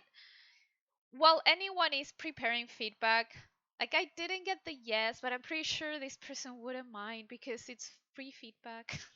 So I have a shot from someone that I was talking to on Instagram. And so again, if anyone wants me to give them feedback, I do have time today. I have plenty of time. So feel free to post your links. If you have any questions about animation, life, Why are you crying every time that you set a key on Maya? Or what was it like to get into the industry? Or I don't know.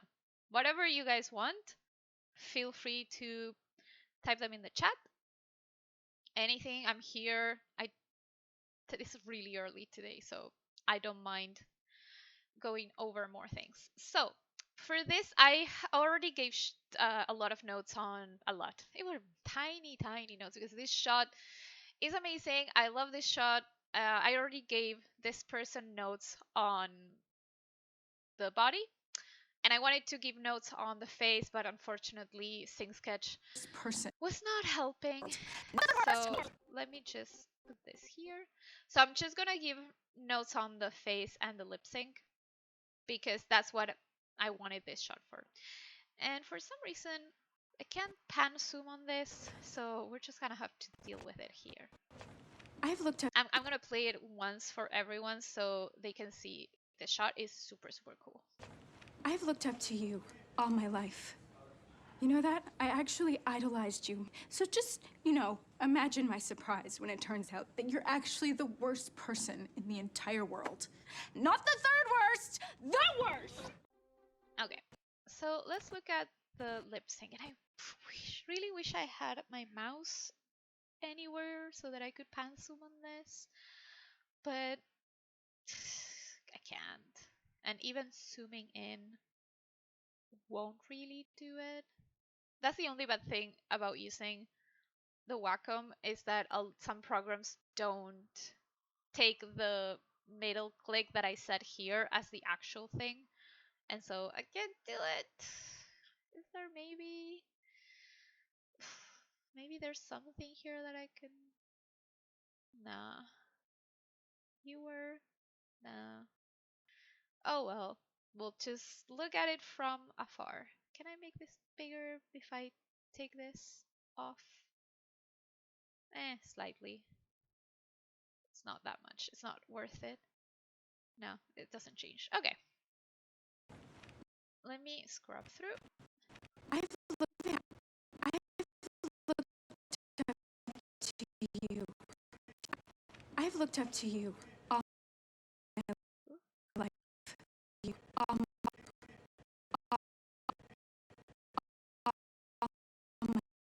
looked up to you all my life. Again, for All my life. what's her name? Lily? Yes, Lily, if you end up seeing this at some point when you wake up in Australia, in the other side of the world, this could be some of the things that I'm mentioning could be that the audio scrubbing is not perfect here. Just double check on your end. But here, also another thing here, these eyebrows feel a little bit disconnected. So I would bring this tip a little bit closer because it feels like one eyebrow is up and the other one is down. So I would check that. But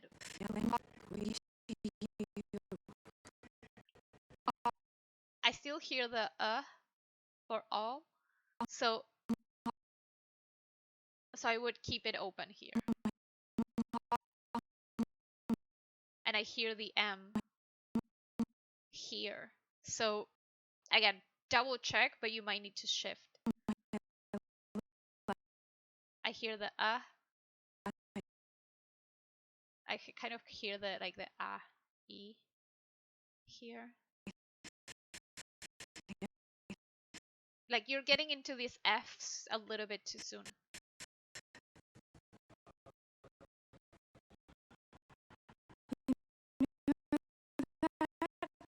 What's she saying here? You know that?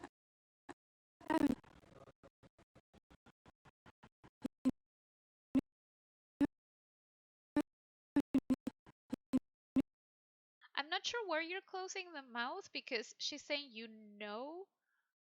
there's no reason for the mouth to close when you say It's like you know. You would get into the ooh and then the no.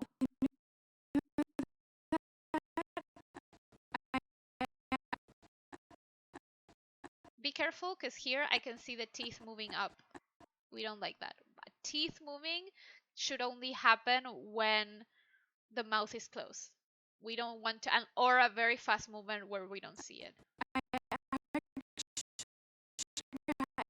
What's she saying here? Actually.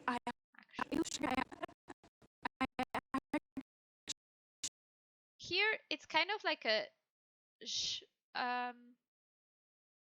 I'll reply after this. Here is kind of like where she says actually is kind of like a sh sound. So I would try to have both teeth clenching. I idolized you.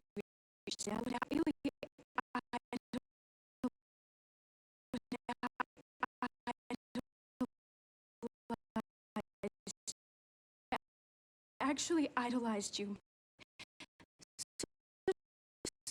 I hear the S here, so the teeth need to be clenched. So just, and I hear the like the just, so this needs to be more open. And then the S is here. You know, imagine my surprise. You know, what?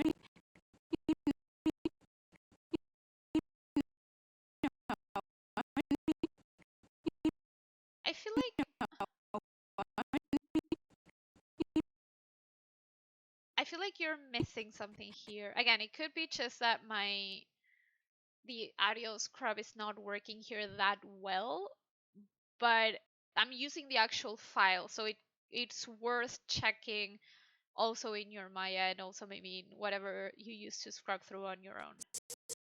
But I hear the E, the E for you know,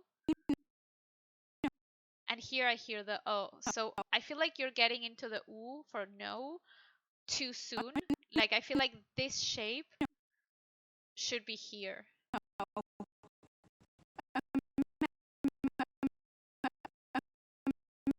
I still hear the M here. MBPs usually should be closed for 2 frames, especially because if something has motion blur, you're not gonna see it if it's just 1 frame. It needs to be at least 2.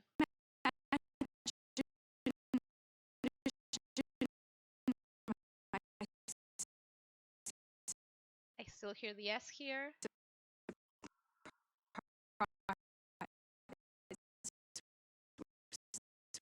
I still hear the S here.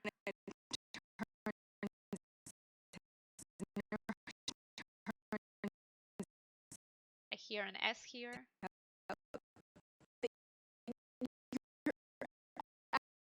And here, I would try to get a little bit, and this is just a note that basically go through all the shot and try to get a little bit more asymmetry in your mouth poses, because if I trace a line exactly in the middle of the mouth, it's completely symmetrical from one side to the other.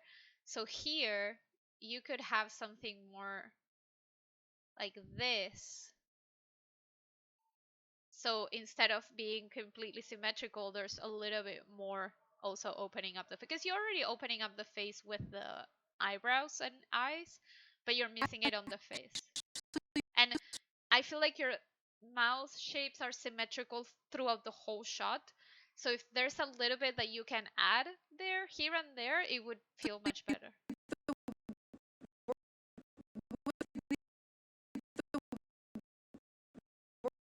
And again, it might be my scrubbing through. Hey, I'm doing well. You? It might be the scrubbing through that's not working well, but it feels slightly offset. So just double check, because it could be something else, but it's worth checking.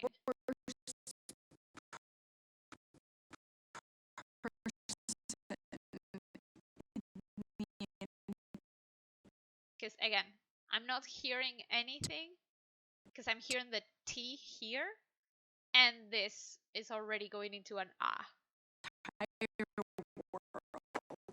But then some parts feel okay, so I'm not sure.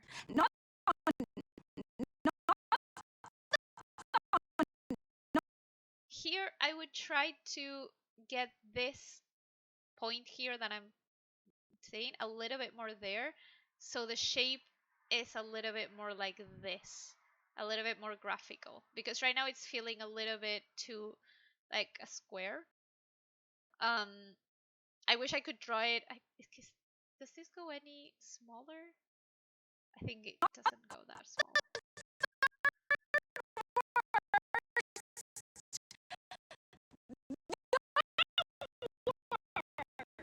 I think those are my main notes for this shot in terms of lip sync. Let me go to your other one at the end. I don't know if I can save this to send it to you. Can I save? Oh, it closed, so I can't save anything for you. I'm sorry. But at least we have the stream that is saving. Yay! So I'm gonna send you the timestamp later, so that you can see it when you wake up. Okay, let's go through this shot. Oh, what a writer! Okay. Chaucer? Geoffrey Chaucer, the writer? Also, for anyone, like, does anyone recognize where this line is from? Like, if anyone does, you're in the good list for me, because I love the movie where this line is from. When I saw it, I was like, that's so exciting! Because I love this movie. Chaucer? Geoffrey Chaucer, the writer? What? What? A writer? And also, the line is from A Knight's Tale, the best movie ever. Chaucer? Geoffrey Chaucer? Chaucer?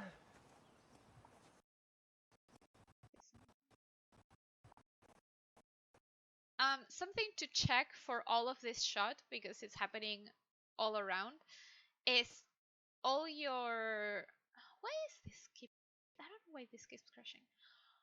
All your eye movements feel very spliny, so just double check, because they don't feel like they are in stepped. And eye darts are very staccato, so it's like the movement might go maybe like 90%, 10%. If it's a big eye dart, you might get like 10% of movement, then 80%, and then the other 10%.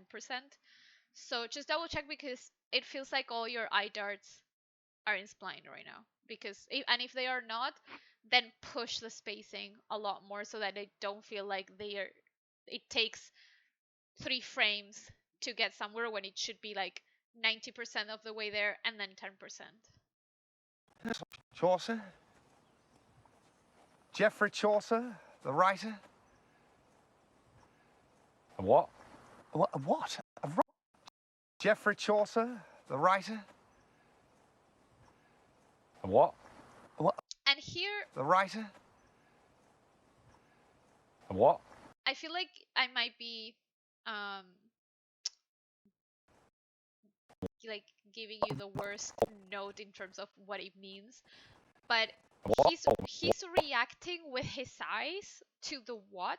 When they said the what, he's reacting exactly at the same time that they say the line. Like, it needs to be that he needs to hear what they are saying and then do those eye darts and be like, but you don't know who I am.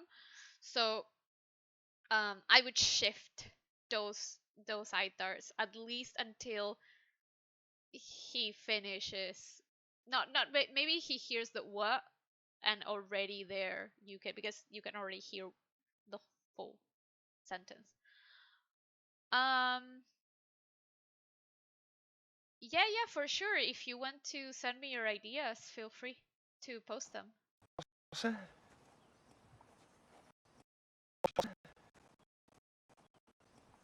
Chaucer? Okay, let's look at the lip sync. Again, this might feel also a bit offset, but anyway, when we do O shapes, we don't show the teeth. On O's and U's, we don't show it, because look at me when I say oh. or when I say ooh, like my mouth goes so far forward. Like this is my mouth normally, and this is when I say ooh, ooh. It moves out so much that it creates all of these shadows, and that's why we don't see the teeth. So first I would hide the teeth here. I would do several things. First, I would try to add a little bit of a line of action in the face. You can do that by grabbing the squash control at the bottom and shifting it to the side, and that will give you a little bit more of a line of action on the face. And then I would grab that O. I like to do it kind of what Ray taught us in class 4, that it's more of a graphical O shape, kind of like that, and don't show the teeth. I hear the S here, clench the teeth. And here, I wonder if you can shape. Again, I feel like you're having the same problem as before, but this is an older shot of yours, so it makes more sense that it happened here. Like your mouth shapes are a little bit too symmetrical. So I would try to, again, do an asymmetry pass for the whole shot. Because, again, if I do this, both sides are the same. You can push this, maybe his smile is more like this. And this is a little bit more closed. This is a little bit more open. It's like adding a little bit more of a symmetry. Jeff.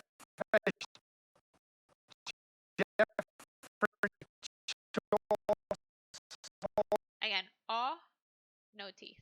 And I don't think you need even the tongue here.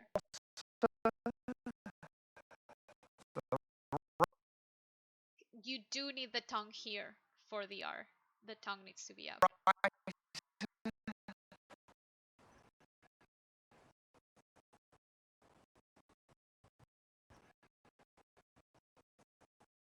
What?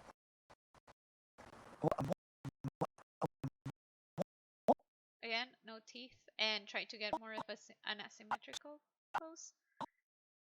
And even here, try to avoid this super parallel line with the teeth.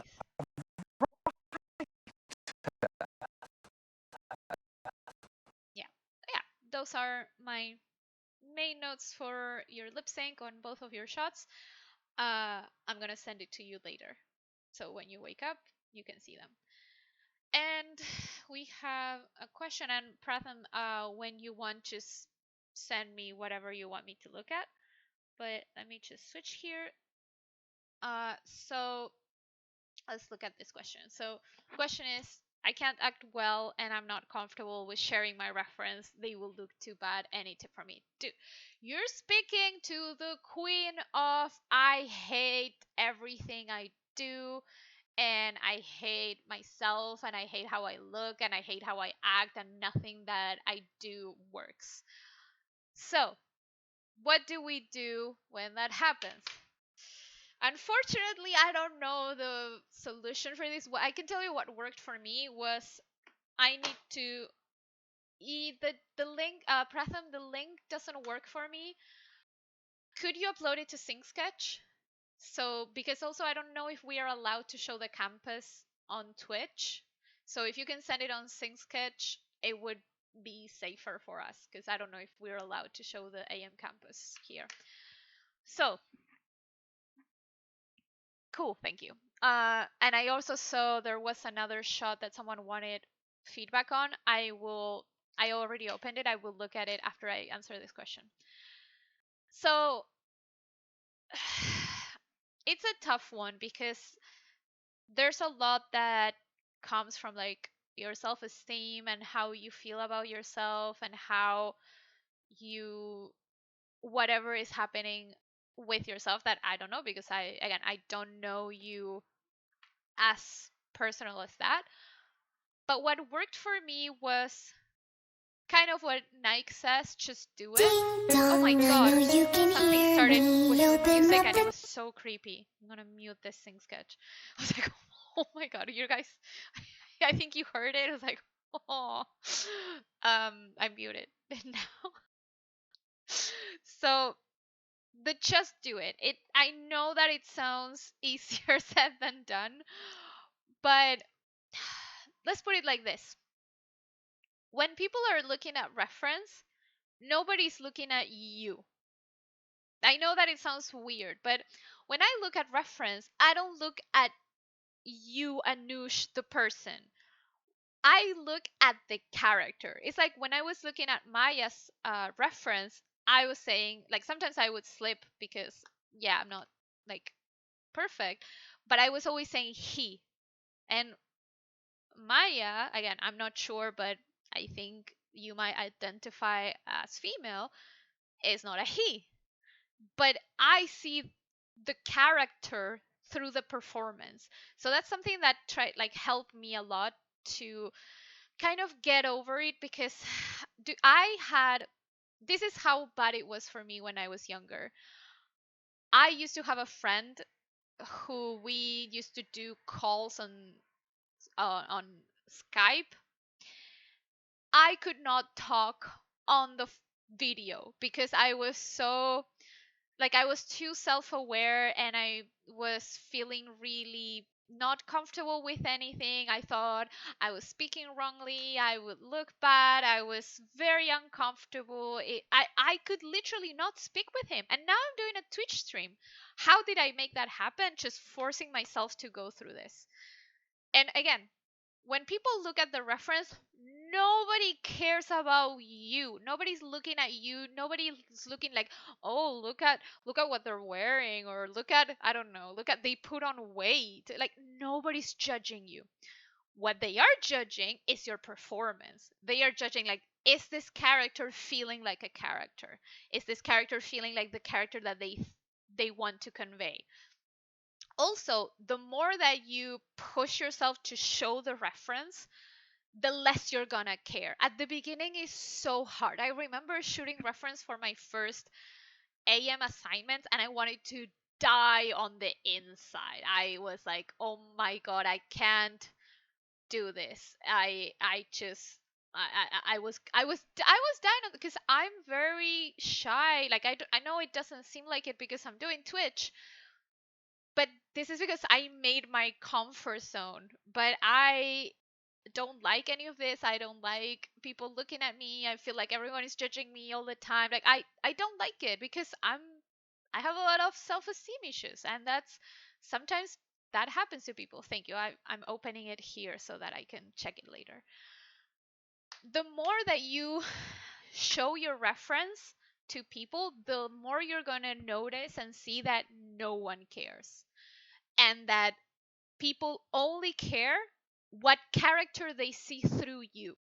And so the less aware you are of yourself, and the more you put yourself in in the character's shoes, the better the reference is going to look, and the less people are going to see you, and they're going to see the character.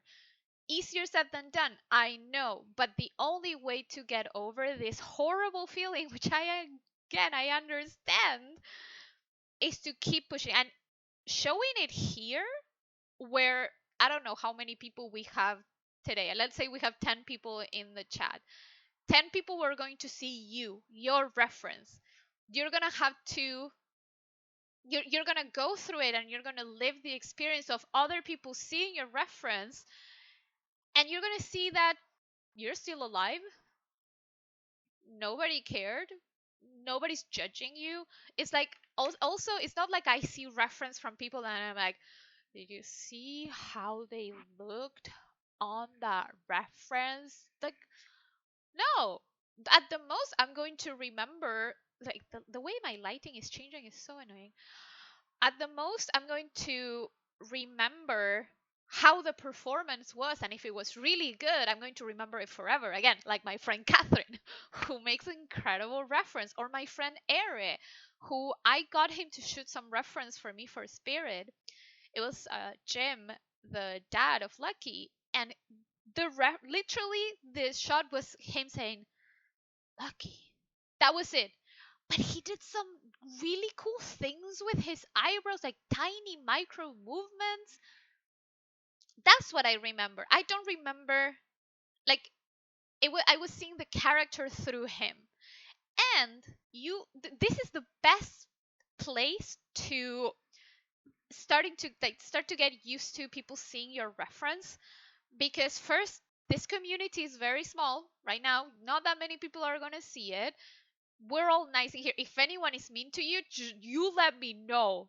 They're banned from here. If anyone here is judging each other on how, I don't know, they look or whatever, you let me know. I will ban their ass off. So here it's a safe space. Do not worry. Nobody's going to judge you. At the most, even if you're wearing a cool t-shirt, we're going to be like, "Oh, it's a nice t-shirt." Like the director on the movie that I'm working on right now, he said to one of my friends, "Oh, that's a nice t-shirt." That's the only time he acknowledged the existence of my friend and not of the character. So that's what like. It, you're gonna see that the more you do it, the more you're comfortable with people seeing you, you're gonna notice that they're not seeing you.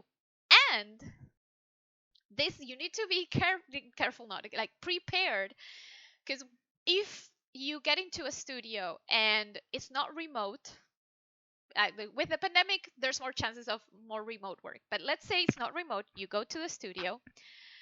My first experience in a studio was we would shoot reference. Like imagine, I'm still very self-conscious. I hate looking at myself. But my first reference, I shoot it. And the way that dailies are basically every single day you have feedback with either the head of character animation or the director, whatever.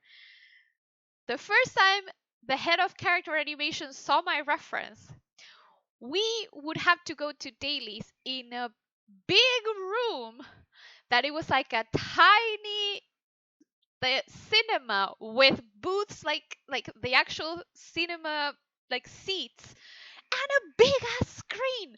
The screen was so big. It was like 3 or 4 me's. I'm not that tall, but still, 3 or 4 me's is a. So imagine, like right now, you don't even know who's watching your reference. You know I'm watching it, but you don't know how many other people are watching it. You don't see their faces. You don't know what they're thinking of you. But imagine sitting there with, I don't know, 3, 4, 5 other animators, depending how many were there at the time, because we would be called per sequence to go to the daily room. Not every animator would be there because it's a waste of time, but like, let's say 6 of us were in the room, plus the animation director, plus the head of character animator or animation, or even the directors, were they were in this case in LA, so they were on another even on another studio. They were at DreamWorks with their big screens too, and everyone was watching you. Huge acting. And imagine for someone like me, I'm not the best at acting. I can animate, but I can interpolate what I see in my reference into my animation. But I don't have the best facial expression. I can't tell my face to do what it needs to do. I also don't have that much movement in my face for some reason. Like I know that I can get this mouth corner here, but this one is really hard for me. It doesn't go there. I also don't have too much control over what my eyebrows do, or like I don't have control over this. And everyone was seeing my reference big. Like let's say like that whole wall there, all of that was me. Did I die? No. Did I feel like, did anyone make me feel bad about it? No. Did they just comment on what the character would be doing, if that was appropriate for the character? Yeah, that was it. And I'm pretty sure, I'm like very sure that the only reason why I remember that experience is because it was my first time that ever happened. But I'm pretty sure no one else remembers that day. Like I'm more than sure, because I don't remember every time someone else show the reference. I don't remember, and I know I've seen it. I remember probably that my friends who were in my same sequence also show the reference at the same time as me. Do I remember? No. I don't remember what they were showing because nobody cares. Like, the only time people care is when you do a really good work or when you do a really funny reference. Like the other day at work, someone was doing a funny reference and they fell and it was really funny and they showed it to us. That honestly, I know it's easier said than done. And I know you're feeling the struggle and it's really hard and I get it. Honestly, I get it. Because every time I have to shoot reference, even now, I a little bit die on the inside, but every single day it gets a little bit easier. I die on the inside also, like, mainly because my facial expressions are not good and I want my reference to be good. And also, I don't have control over my body that well. So when I move, I'm not as precise as I think I am in my head, and then I see my reference like, oh, why is it so bad? That's why I feel bad. But I don't feel bad anymore about seeing myself. It's like I see myself, I'm like, yeah, whatever. I don't care. I'm seeing the character through me. Oh, thank you. Yeah, it's gonna take time. Again, it's not that tomorrow you're gonna show reference and you're, oh, I'm cured. But it's gonna get easier.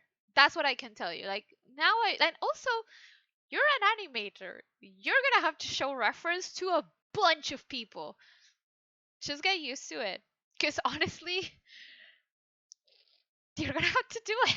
It sucks. Like, there's no way around this industry without showing your reference.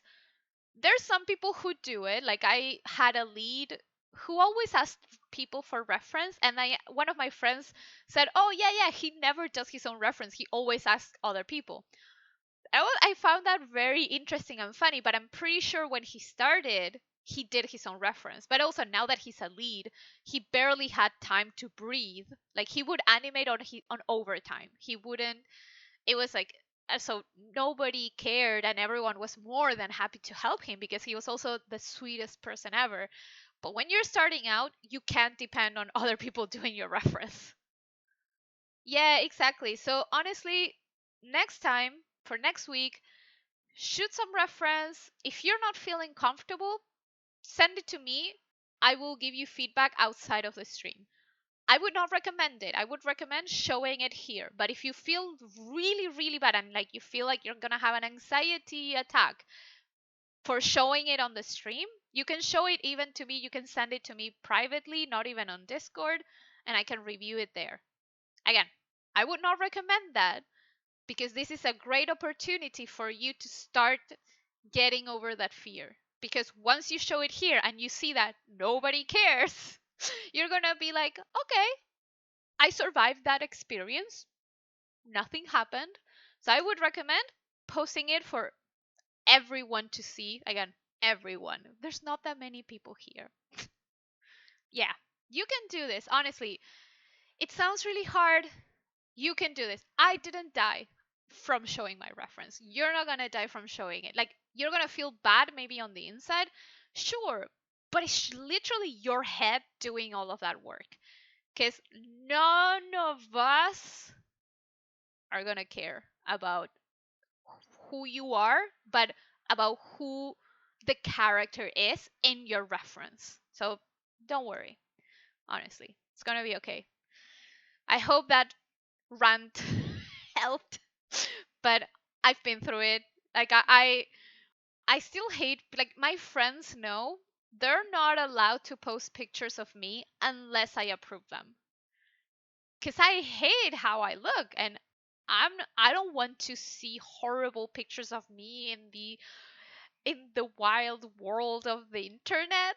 So they always be like, "Hey, can I post this?" And I'm like, I check it, it's like, yeah, okay, that one is okay. Usually, they take pictures from me from behind or in the dark, and those ones are okay. Like the other day, we went to a light show thingy, like an art installation that it was all light sculptures and then darkness. And my friend was like, "Come on, let me take a picture." He was like, fine, but only because you won't see my face and I'm wearing a mask. So half of my face is covered anyway. And she took really beautiful pictures of me. I was like, oh my god, I love it. Thank you so much. I really like this. So again, I'm I'm not perfect. I'm not cured from all of those things, but it got better. Before, I would have never allowed anyone to take a picture of me. Small steps, tiny steps. Okay, let's look at these links that we have here. So let me just check if someone else posted a link. No, cool. We're good. So, what am I looking at here? What is it that, yeah, no problem, that you want me to check? I'm going to play it while you type what you want feedback on this. I'm guessing the idea. Oh, and I need to unmute this because the creepy song at the beginning was very creepy when I was talking. Ding dong, I know you can hear me. Open up the door. I only wanna play a little. Ding dong, you can't keep me waiting. It's already too late for you to try and run away. I see you through the window. Our eyes are locked together. I can sense your horror. Though I'd like to see it closer. Ding dong, here I come to find you. Hurry up and run. Let's play a little game and have fun. Ding dong, where is it you've gone to? Do you think you won? Our game of hide and seek has just begun. I hear your footsteps thumping loudly through the hallways. I can hear your sharp breaths. You're not very good at hiding. Just wait, you can't hide from me. Just wait, you can't hide from me. Just wait, you can't hide from me. Just wait, you can't hide from me. I have so many questions. The first one is, where is this song from? Because it's amazing and I love it. Where did you how did you find it? Where is it from? I need to watch whatever musical this is from or whatever band this is because I love it. So please share that. But from where? Is it a musical? Is it like a Emily Autumn kind of thing? Because this is awesome and it's creepy as AF. I do have questions though. Are you planning to do the whole song? This is gonna take you forever to animate because it's really, really long. Oh, cool. Thank you. It's really long to the point where I don't know if it's helping you because like for this would be basically a short film. Like how long is this? Like 3 minutes or so? Or like let me check. It's like 2 minutes and a half. That's way too long. Again, I would not recommend that. If you want to use this on a demo reel, after a while people like unless again this has to be a short film. You know how long it's going to take to animate this? Like I would actually, and also because at one point, as much as the song is amazing, it's starting to get a little bit repetitive. At one point I got distracted because I felt also like the set and everything was always the same. So at one point I was like, oh, I know what's happening right now. Like in terms of the setup and the storyboards, like I don't need to pay attention that much because I know what's happening. I would recommend starting with just a little bit, and then if you want to do the rest of the song, you can do it. But if not, it's going to be way too much. I think the song is amazing. I love it.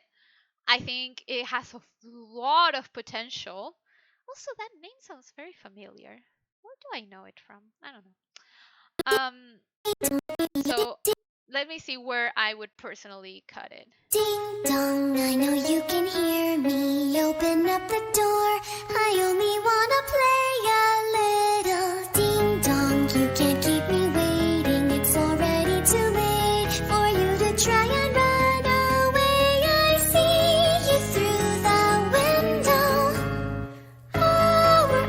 like you could even potentially just cut it here.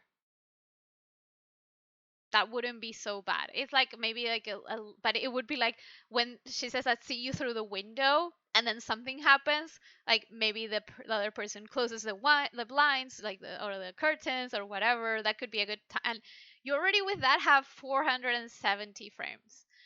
I love it when animators are super, what's the word?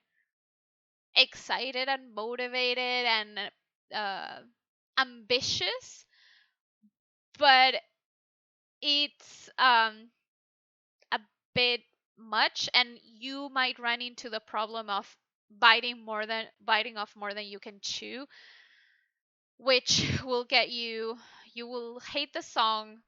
You don't want to do this anymore. You because you didn't cut it earlier, then you can't cut it anymore. You need to change the idea because if you don't do it the whole thing, it feels very weird. So I would pick out chunks of the song and animate that. And then if you have time, do more because it's a very long thing. It's like really long. Like let's put it like this.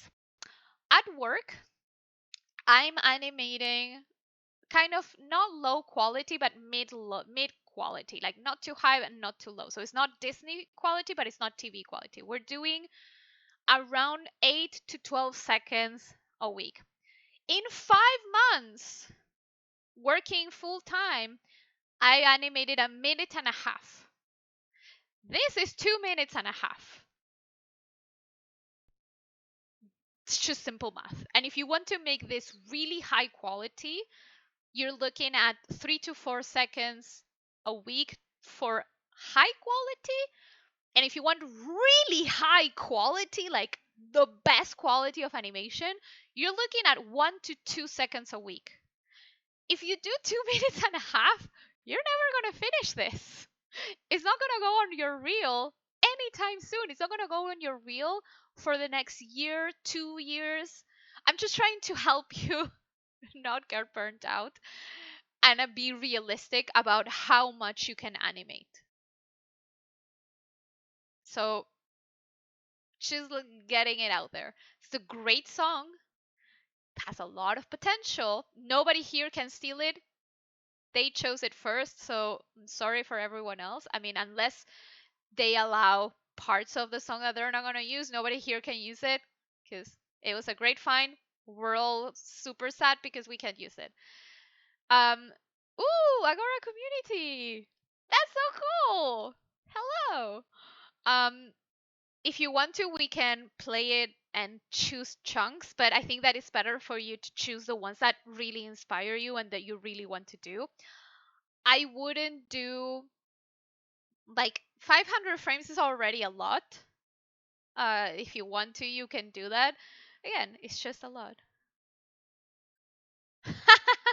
Oh, wait, who are you? Who is Agora community? Do I know you? I was like, oh my god, we got Agora community. Maybe it's someone I know, or maybe I don't. And then, hi, new friend. Um. So yeah, let me know if you want to. Like, I would choose a part of it. Great song, and I think the idea of like the setup is interesting for sure. So I would just shoot some reference. Oh, that's so cool! Yeah, yeah, yeah. I know you. Yay, welcome. Um. So yeah, that's my feedback for you. I can't remember. Let me check if you had said something else on.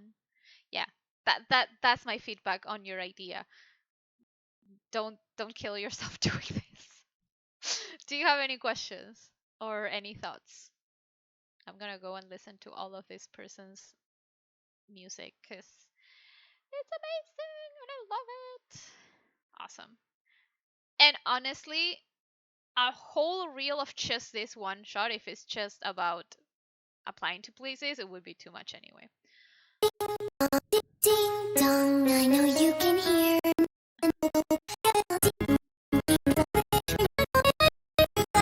Yeah, I think the poses are interesting. I would like personally to see reference alongside with the poses just to see what you're going for, because as poses, yeah, they look nice, but I'm not sure what it is that you're going for with the whole acting.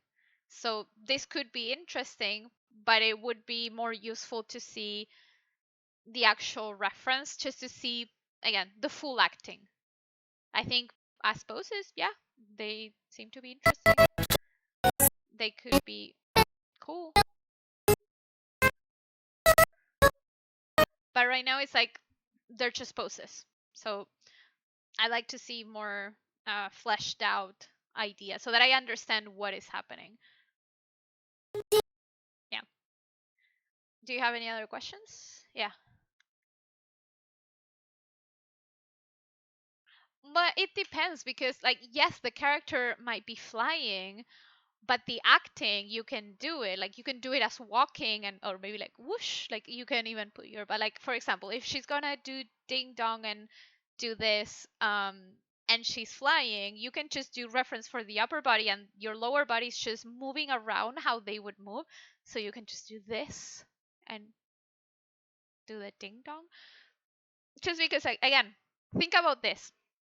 When you go into Maya, you need to know exactly what you're going to do for the whole shot. If you have 472 frames, which is the first thing that we chose, that's how many frames, how many seconds is that? Let me do math. That's almost 20 seconds where you need to know everything that's going to happen. Is the character, after what happens after she says ding dong? Is she just staying there and hovering for the whole 80 frames? What else is happening? How did she get from here to here? Like, if you want to do it as drawovers and you want to first do a whole 2D pass of the character, that's more than fine. You don't have to necessarily shoot reference if you have a very strong idea of what you want. But like, for example, when Disney animators do this, they do like basically a 2D version of the shot and then they animate it in 3D. So if you have a good, a strong idea of what you want, I would recommend doing that if you don't want to shoot reference and you know exactly what you want. But if not, again, like here, even they are not flying. So you could, and they don't necessarily need to be flying for the whole shot. Because even if they're ghosts, they could not necessarily be flying all the time, and then it's easier even to do your reference. So that's what I would recommend. I would definitely, I personally, I'm a very strong advocate for reference. uh Not only because it helps to solidify the idea, because it makes it more tangible. You know where you're going, and reference is just reference. You grab from there. You don't copy it one to one. You extrapolate from it into your animation. I lost my train of thought. But I also think that from reference you can get sometimes really nuanced movements and things that you can't get from your brain. Because let's say, I don't know, I'm grabbing this pen. I can have from my memory and think that when I grab my pen, I just do this. I don't know, I just did this movement.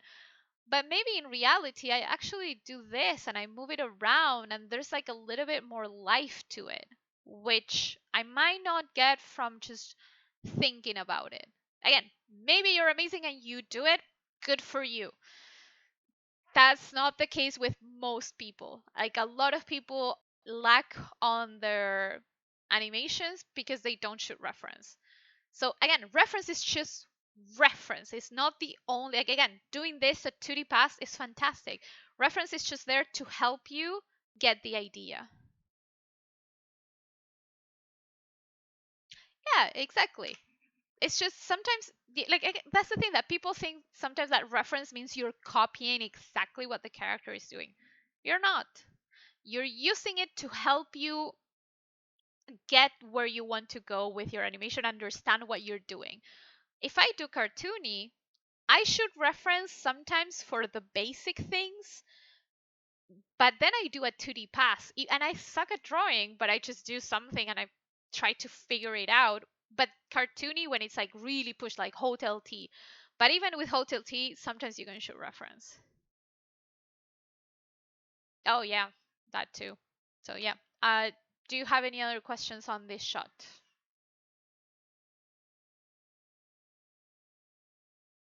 And let me look if anyone posted anything in the meantime.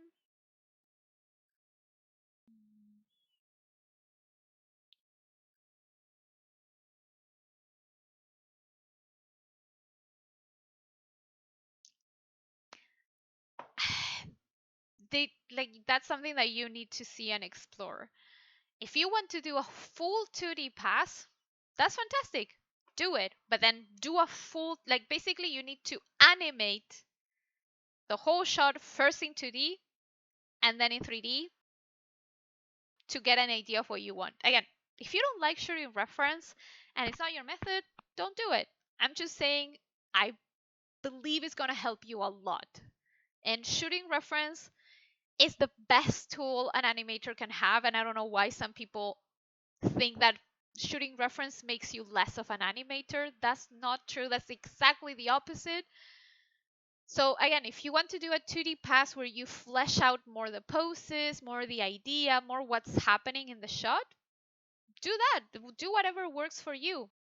It's just that right now, I don't know what's happening in the shot.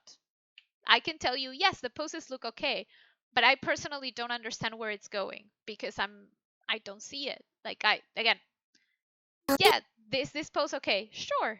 Is this pose okay? Sure. Is this pose okay? Sure. How did she get from here to here? I don't know. I don't know what happened. I don't know what her facial expressions are. What is she feeling? What is she going through at this moment? Like how did she get back here?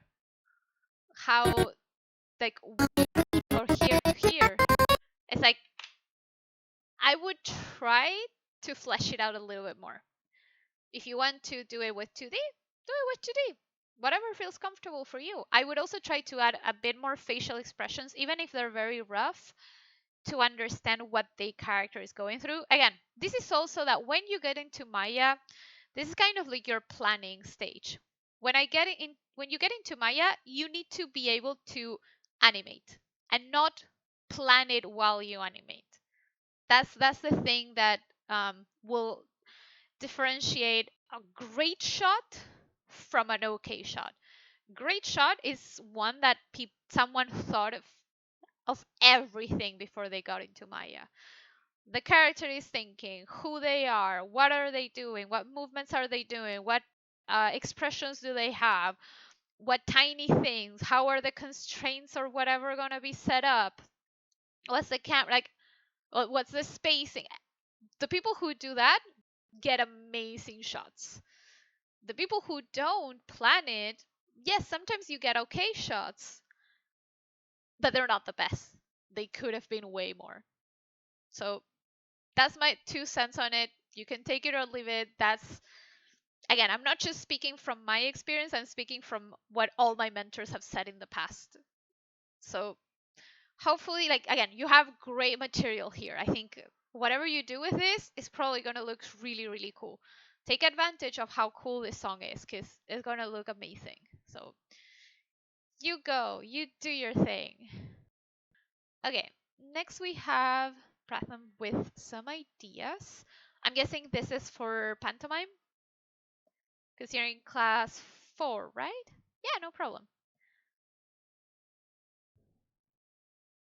Cool, nice. Ray's amazing. I love Ray. He's the best. So let me play this. Hang on, I have to read this first.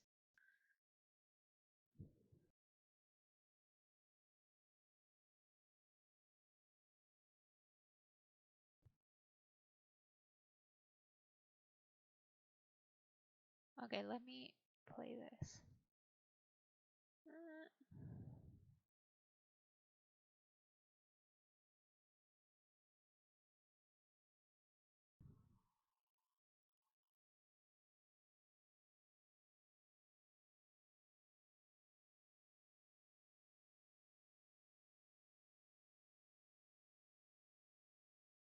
Okay, I think I think you have an idea that could work here.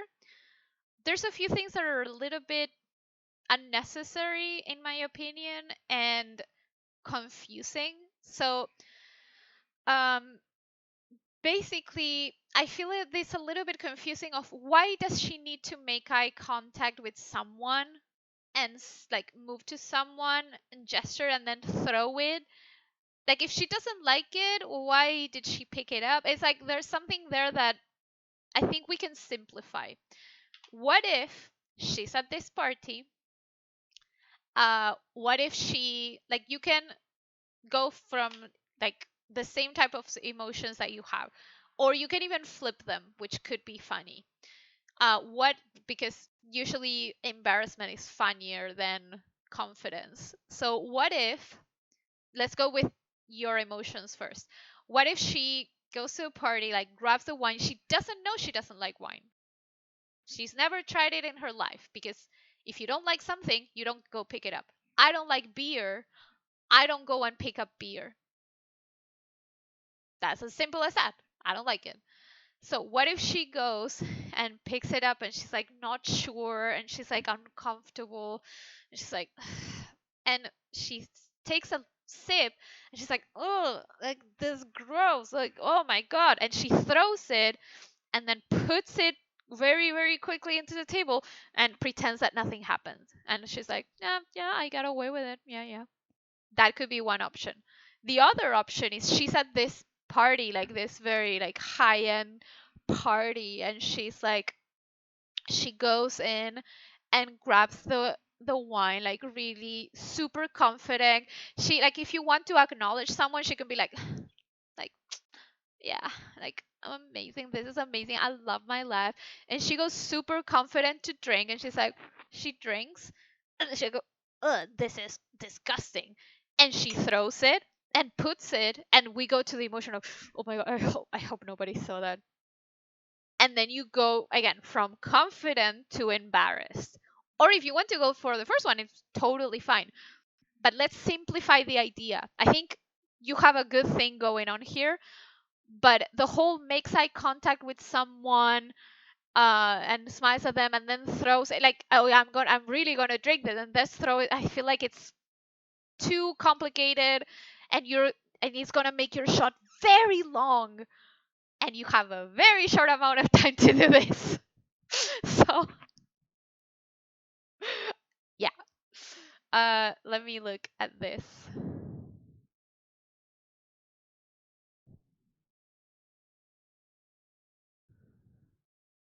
Yeah, I think it's hard to read, especially this of suddenly she sees someone, and like all of this could already be its own shot. I mean, it wouldn't mean much, but that would already give you what you need for pantomime.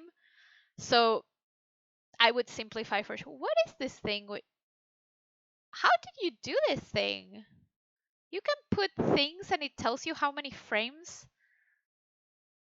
What? I'm so confused. How did you do this? Is this a paid thing? Oh, hold it. Oh, that's interesting. That's really cool feature. Good on you, SyncSketch. Yeah. And I would look at pictures of people. Oh yeah, you could hold the drawings in SyncSketch before, but now it tells you for how many frames. I would change how she holds because this feels very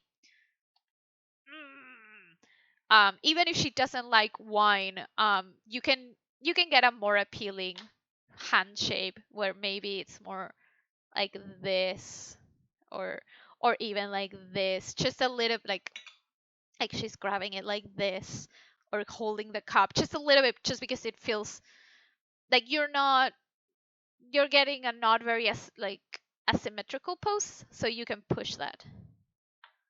Yeah, a little bit. Just basically when I'm not sure of something, like, oh, how would I want a hand shape, but I'm not sure what I'm gonna do, because I don't know, I want ideas. I would be like, woman holding glass of wine. And then I go on to Google, and it's like, okay, like she could even be holding, if she's not that comfortable, she could be just this hand instead of the bottom one. Just an idea, so that is not necessarily more fancy, but just not like this. So you get a bit more out of it. Especially if you have liquid in here. Imagine that the liquid is going to do this, so it's almost going to feel like she would need to be very in control of the angle of that cup if she's holding it like that. It's like, and also it could break. I always feel like they could break because they're very thin. But yeah, I think you have something for sure. Just simplify. Less is more. Less is way more. Also, like try to get maximum through 3 motions. More than 3, it's way too complicated. Like 2 is okay, 3 is okay, 4 way too many. So like you have 3 weeks to do this. Yeah, sure, no problem. Does anyone have anything else they want me to look at? I still have like a bit of time. I wouldn't mind giving more feedback if anyone needs, or if anyone has any questions, life problems, um, anything, whatever. In the meantime, let me switch here. And if not, we can call it a day. I'm here for whatever you guys need. Yeah, if you want to show them, for sure. Feel free to post them. So, yeah, for sure. Do you have a sync sketch link? Yeah. Post it whenever you're ready. In the meantime, I don't know, what can we guys talk about while we wait for the link? Disney Plus now has Free Guy for free to watch. That was a fun watch the other day. Also, it's a cute movie. So, yeah. Holidays? Any holidays or my holidays? um, my holidays were amazing.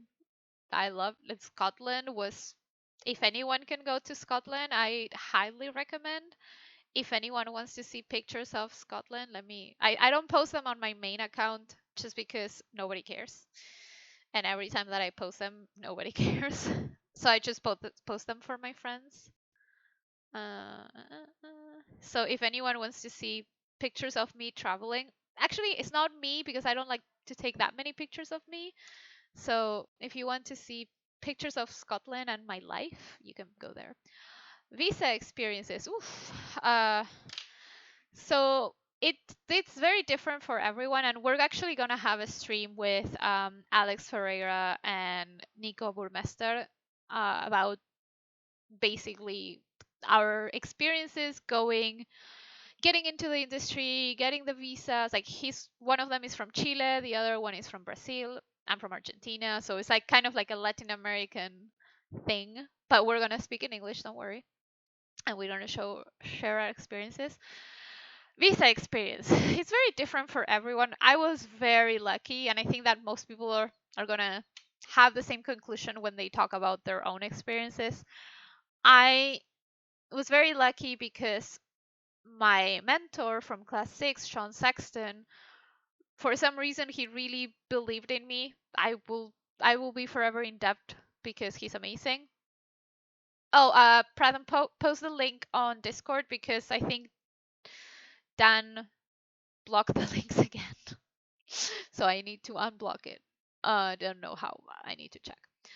I was very lucky, and he told Jellyfish, because DreamWorks was going to work with Jellyfish on Spirit Untamed, and cool, I'm gonna open it now.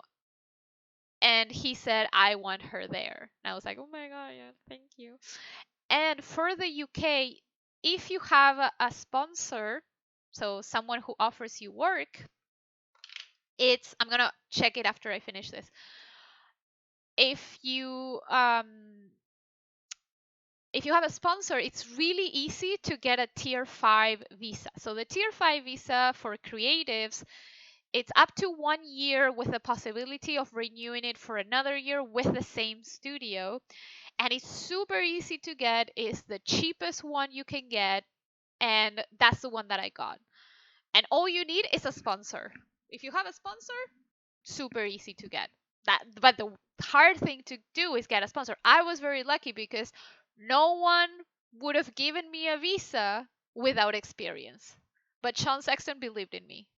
That's the only reason why I am where I am, why I was able to come here, because someone believed in me and vouched for me. Someone higher up, of course, not just some random animator, like someone higher up. And tier 5, the good thing is that you get to come here to England or the UK. The bad thing is that it doesn't count. Like, let's say you want to get your citizenship, you need to be in the country working legally for 5 years, but tier 5 doesn't count. So the full year that I did last year doesn't count. You need to be on a tier 2 minimum. No. Sean wasn't the sponsor. Jellyfish Pictures, the company that was hiring me, was the sponsor. That's what I mean by a sponsor. It needs to be a studio that sponsors you because they need to give you, at least in the UK, I don't know for other countries, it needs to be a certificate of sponsorship. For when I worked in New Zealand, it was an animation, but what I did, I had my, what's the name of it? Working holiday visa. So there's some countries, depending your age, you can just get a working holiday visa. It also depends what country you're from. So for example, I can't do it for Canada, but a lot of Europeans can get a working holiday visa for Canada. I can't because I'm from Argentina. But at the time I could get it for New Zealand, so I went to New Zealand. And that one doesn't need a sponsorship. It just needs a lot of luck because there's a set amount of spots and they fill up really, really quickly. Like I was able to get my New Zealand working holiday visa on my first try. There's 1,000 spots for Argentinians and they usually fill up really, really quickly. I got lucky. Same, I got lucky with Sean telling Jellyfish, you sponsor her. Then once I was here in the UK and I had experience, getting another job was way easier because I'm already here to begin with. I already have a visa, so like getting a new visa, it's way easier. Like once you already have it in the same country, renewing it just takes a little bit of time and money. But if you have a sponsor, again, you always need a sponsor. Unless you manage to get a citizenship, you need a sponsor, you need a job. Like as soon as my contract ends, I think I have a maximum a month and then I have to leave the country. I haven't signed a contract yet, so I don't know if I can talk too much about it yet, but I might be moving to another country next year after my contract ends with Axis. So when I have that experience with that visa, I'll let you guys know.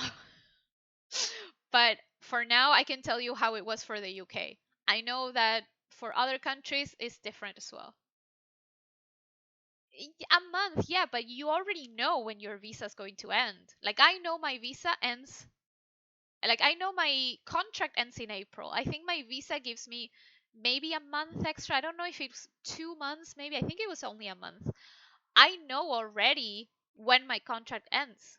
So I know either to look for another job before that ends to get another, because as long as you start the visa process while you're in your visa, there's no problems. Hey, buenas. Do I know you? Do we know each other?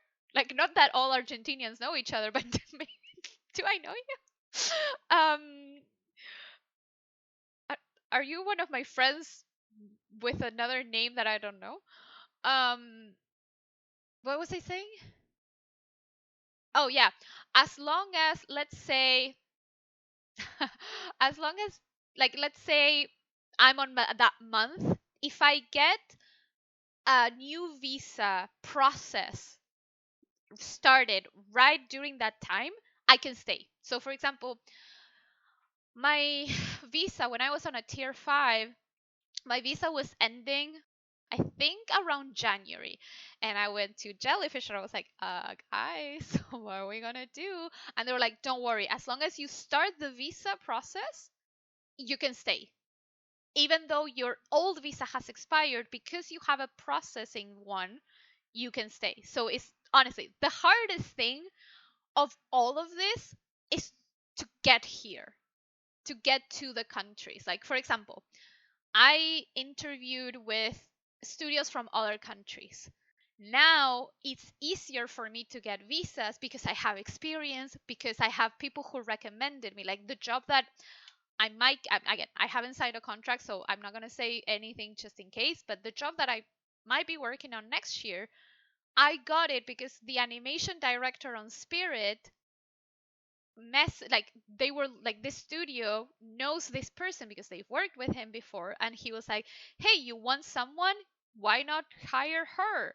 And because I have that recommendation, and because I have the experience, and because I already have a visa from somewhere, so it's like all of it gets easier once you get that foot in the door. The hardest thing is getting there, and most of it sometimes is just luck. You can be the best animator ever, but because of legal reasons, sometimes they can't hire you. Like, for example, I remember one of my mentors when I had no experience in the industry. One of my mentors messages me and he's like, do you want to work at Real Effects? Because he was working at Real Effects. And I'm like, yes, of course.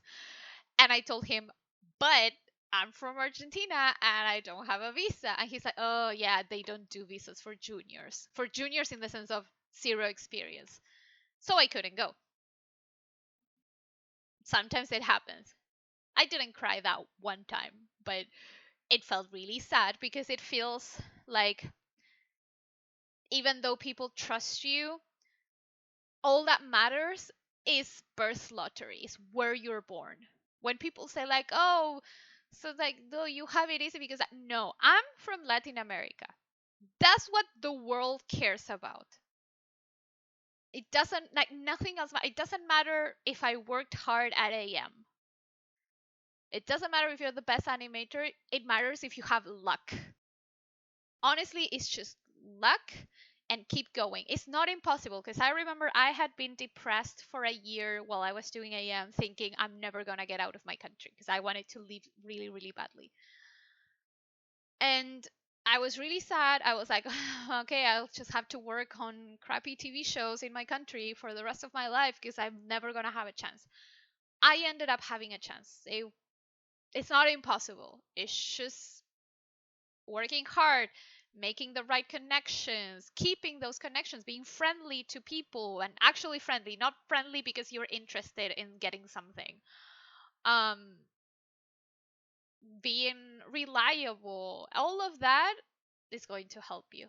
And did they require your level of English or financial condition while taking the visa? Yes to English for the tier 2, not for tier 5. For tier 5, they didn't ask me anything. For tier 5, it was like, where's your sponsor? That's all they cared about. For tier 2, they don't ask you about financials. I mean, you need to be able to pay for the visa. Sometimes the studios cover your visa costs. Depends on the studio. Mine covered most of it, not all of it. But for tier 2, they do ask you for an English exam. It's so easy. If you can understand what I'm saying right now, you can pass the exam. It's super easy, honestly. Like, it's the easiest one. Um, it's not that I failed to take a visa. It's that I couldn't get it because I didn't have a sponsor. So basically, what happened?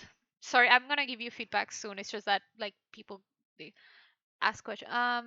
Yeah, for sure, no problem. Enjoy your lunch. So basically, what happened to me was that I had applied for the Sony internship. I got it, and before I applied to the Sony internship, I messaged Sony and I was like, if I get it, I was like, it's not gonna happen, but if I get it, will you guys help me with a visa? And they said yes. So I was like, fine, I'm applying then. I'm applying. There's nothing to lose. Yeah, I apply to everything. I apply to Disney every year. I know it's a no. I don't care. Who cares? I apply for fun. So I apply for fun. I get it. And then I come to them. I'm like, cool, let's make the visa. And they're like, what? No, we can't help you. We can't help you with the visa. We can only help with some things. Like they can help with some little things. Like for example, let's say you are from Europe and you can get a working holiday visa. I think that they can help you something with that. But if you're like me, you're from Argentina and there's no working holiday visa, there's nothing, they can't help you. And nothing, there's no hard feeling with Sony. Like the person who probably sent me the message thought that it was possible. Maybe they didn't know. And legally, I know that legally it's hard. So I'm not angry at them for anything because the legal red tape that each country has is a world on its own that I can't fight on my own. So I'm not going to blame anyone. I did cry. Of course I cried. I missed one of my classes because I was crying over not being, because it had been my dream to work at Sony. Like everything that I had done was to work at Sony. And then I get it. And then they say no, basically because of where I was born. It wasn't because of my skills. It wasn't because of my real. It was because of where I was born. And I was like, I don't care. I don't care about. And like, I was done with life. I was like, um, in the end, I think it was the best thing that ever happened to me because thanks to not being able to go to, like, I'm a strong believer, and I know that this sounds, but I'm a very strong believer that everything happens for a reason. If something horrible happens in your life, there's a reason for it. You might not see it now. You might not see it in a year from now. Everything happens for a reason. I didn't get into Sony because Sean Saxton was going to get me into Spirit. And I was going to live in the country of my dreams because I love England. If I had gone to Sony, I wouldn't be here. So honestly, it was for the best. But in terms of visas, don't give up.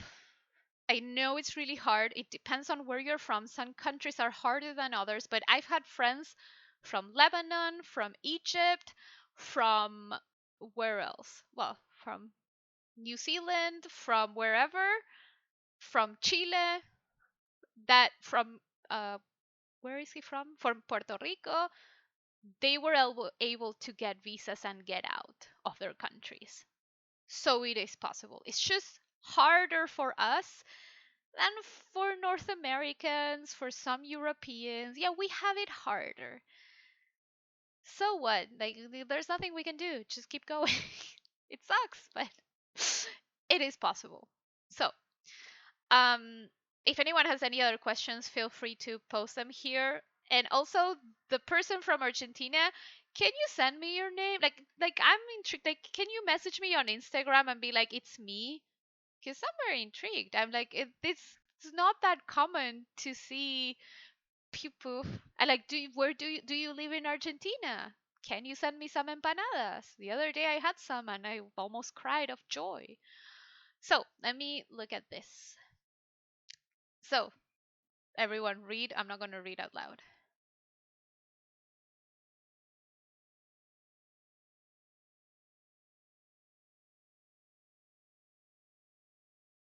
Okay. I think again, we can simplify this. I think again, a lot of things are happening in this shot, but let me look at because you might have something here. Okay.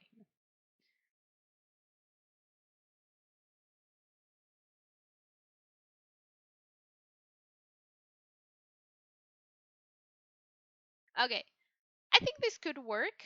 But I think we can again simplify this a lot more. So and also be careful with this. First, ask Ray because he sometimes doesn't allow sounds. So you would need to make this just like maybe it vibrates, but and it also like moves a lot, just so that there's something a cue that is not really a sound.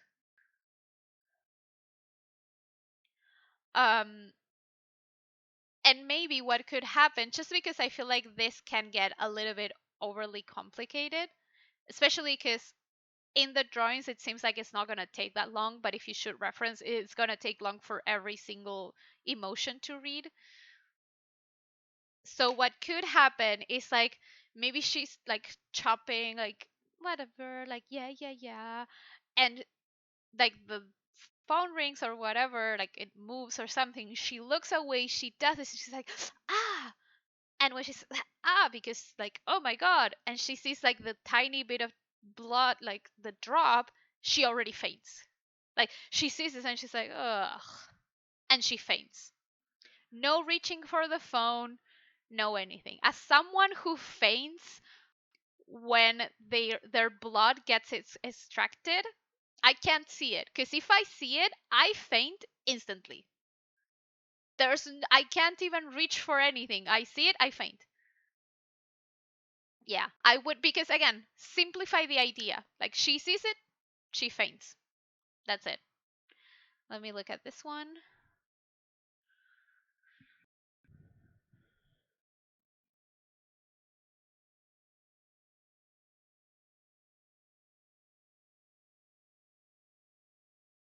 What? I'm very confused. Hang on, let me read this again.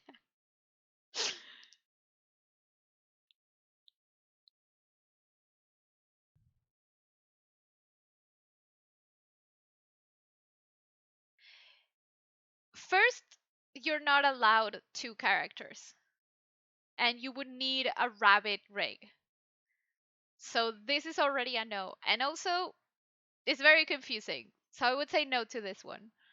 No. No, no.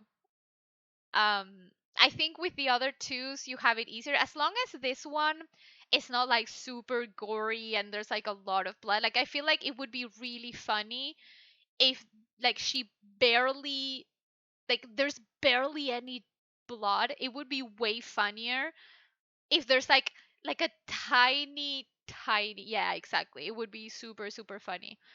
Um and like she can like maybe look at it, and like there's like a moment where she looks at it and is like oh my god, and then she faints. So like she faints faster, but it's not like she looks at it and completely faints right away, but it's like there's a bit of realization and then she faints. No grabbing for the phone, no, that's too much work. And that's again too many things going through her head, so that's too many thought process, too many changes of emotion. Remember, 3 maximum. More than 3 is too many. So, no. Um yeah, do you have any other ideas you want me to look at? Or if anyone has any other Sing Sketch links they want me to look at, or any questions or anything, just let me know. Just double checking if anyone sent me any other feedback. No, cool. Yeah, no problem. Sure. So let me switch here. So if anyone has any other questions, glad to hear. Feel free to post them. I think we lost the Argentinian person. They just left. They came here and then they left. They were like hi and then bye. I'm like, where are my empanadas? Give me my empanadas.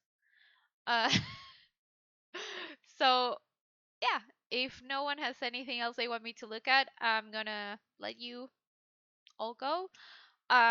Tomorrow, 1 p.m. PST, feedback with Madison, and then Saturday we might do a stream. Like I might, Daniel might, but we don't know. Like it basically it's like stay tuned. We might do something. We don't know what yet. It might be a fun, maybe there's a demo we can do, or maybe we just do a Q&A with us to just hang out and chill. But stay tuned because we have really cool people planned out. Like, ha ha ha ha. You guys are gonna love it. I'm very excited about the things that are coming. So stay tuned. Yeah. Have a great night or day or whatever is in your time zone, and a great rest of the week. And see you next time. Bye.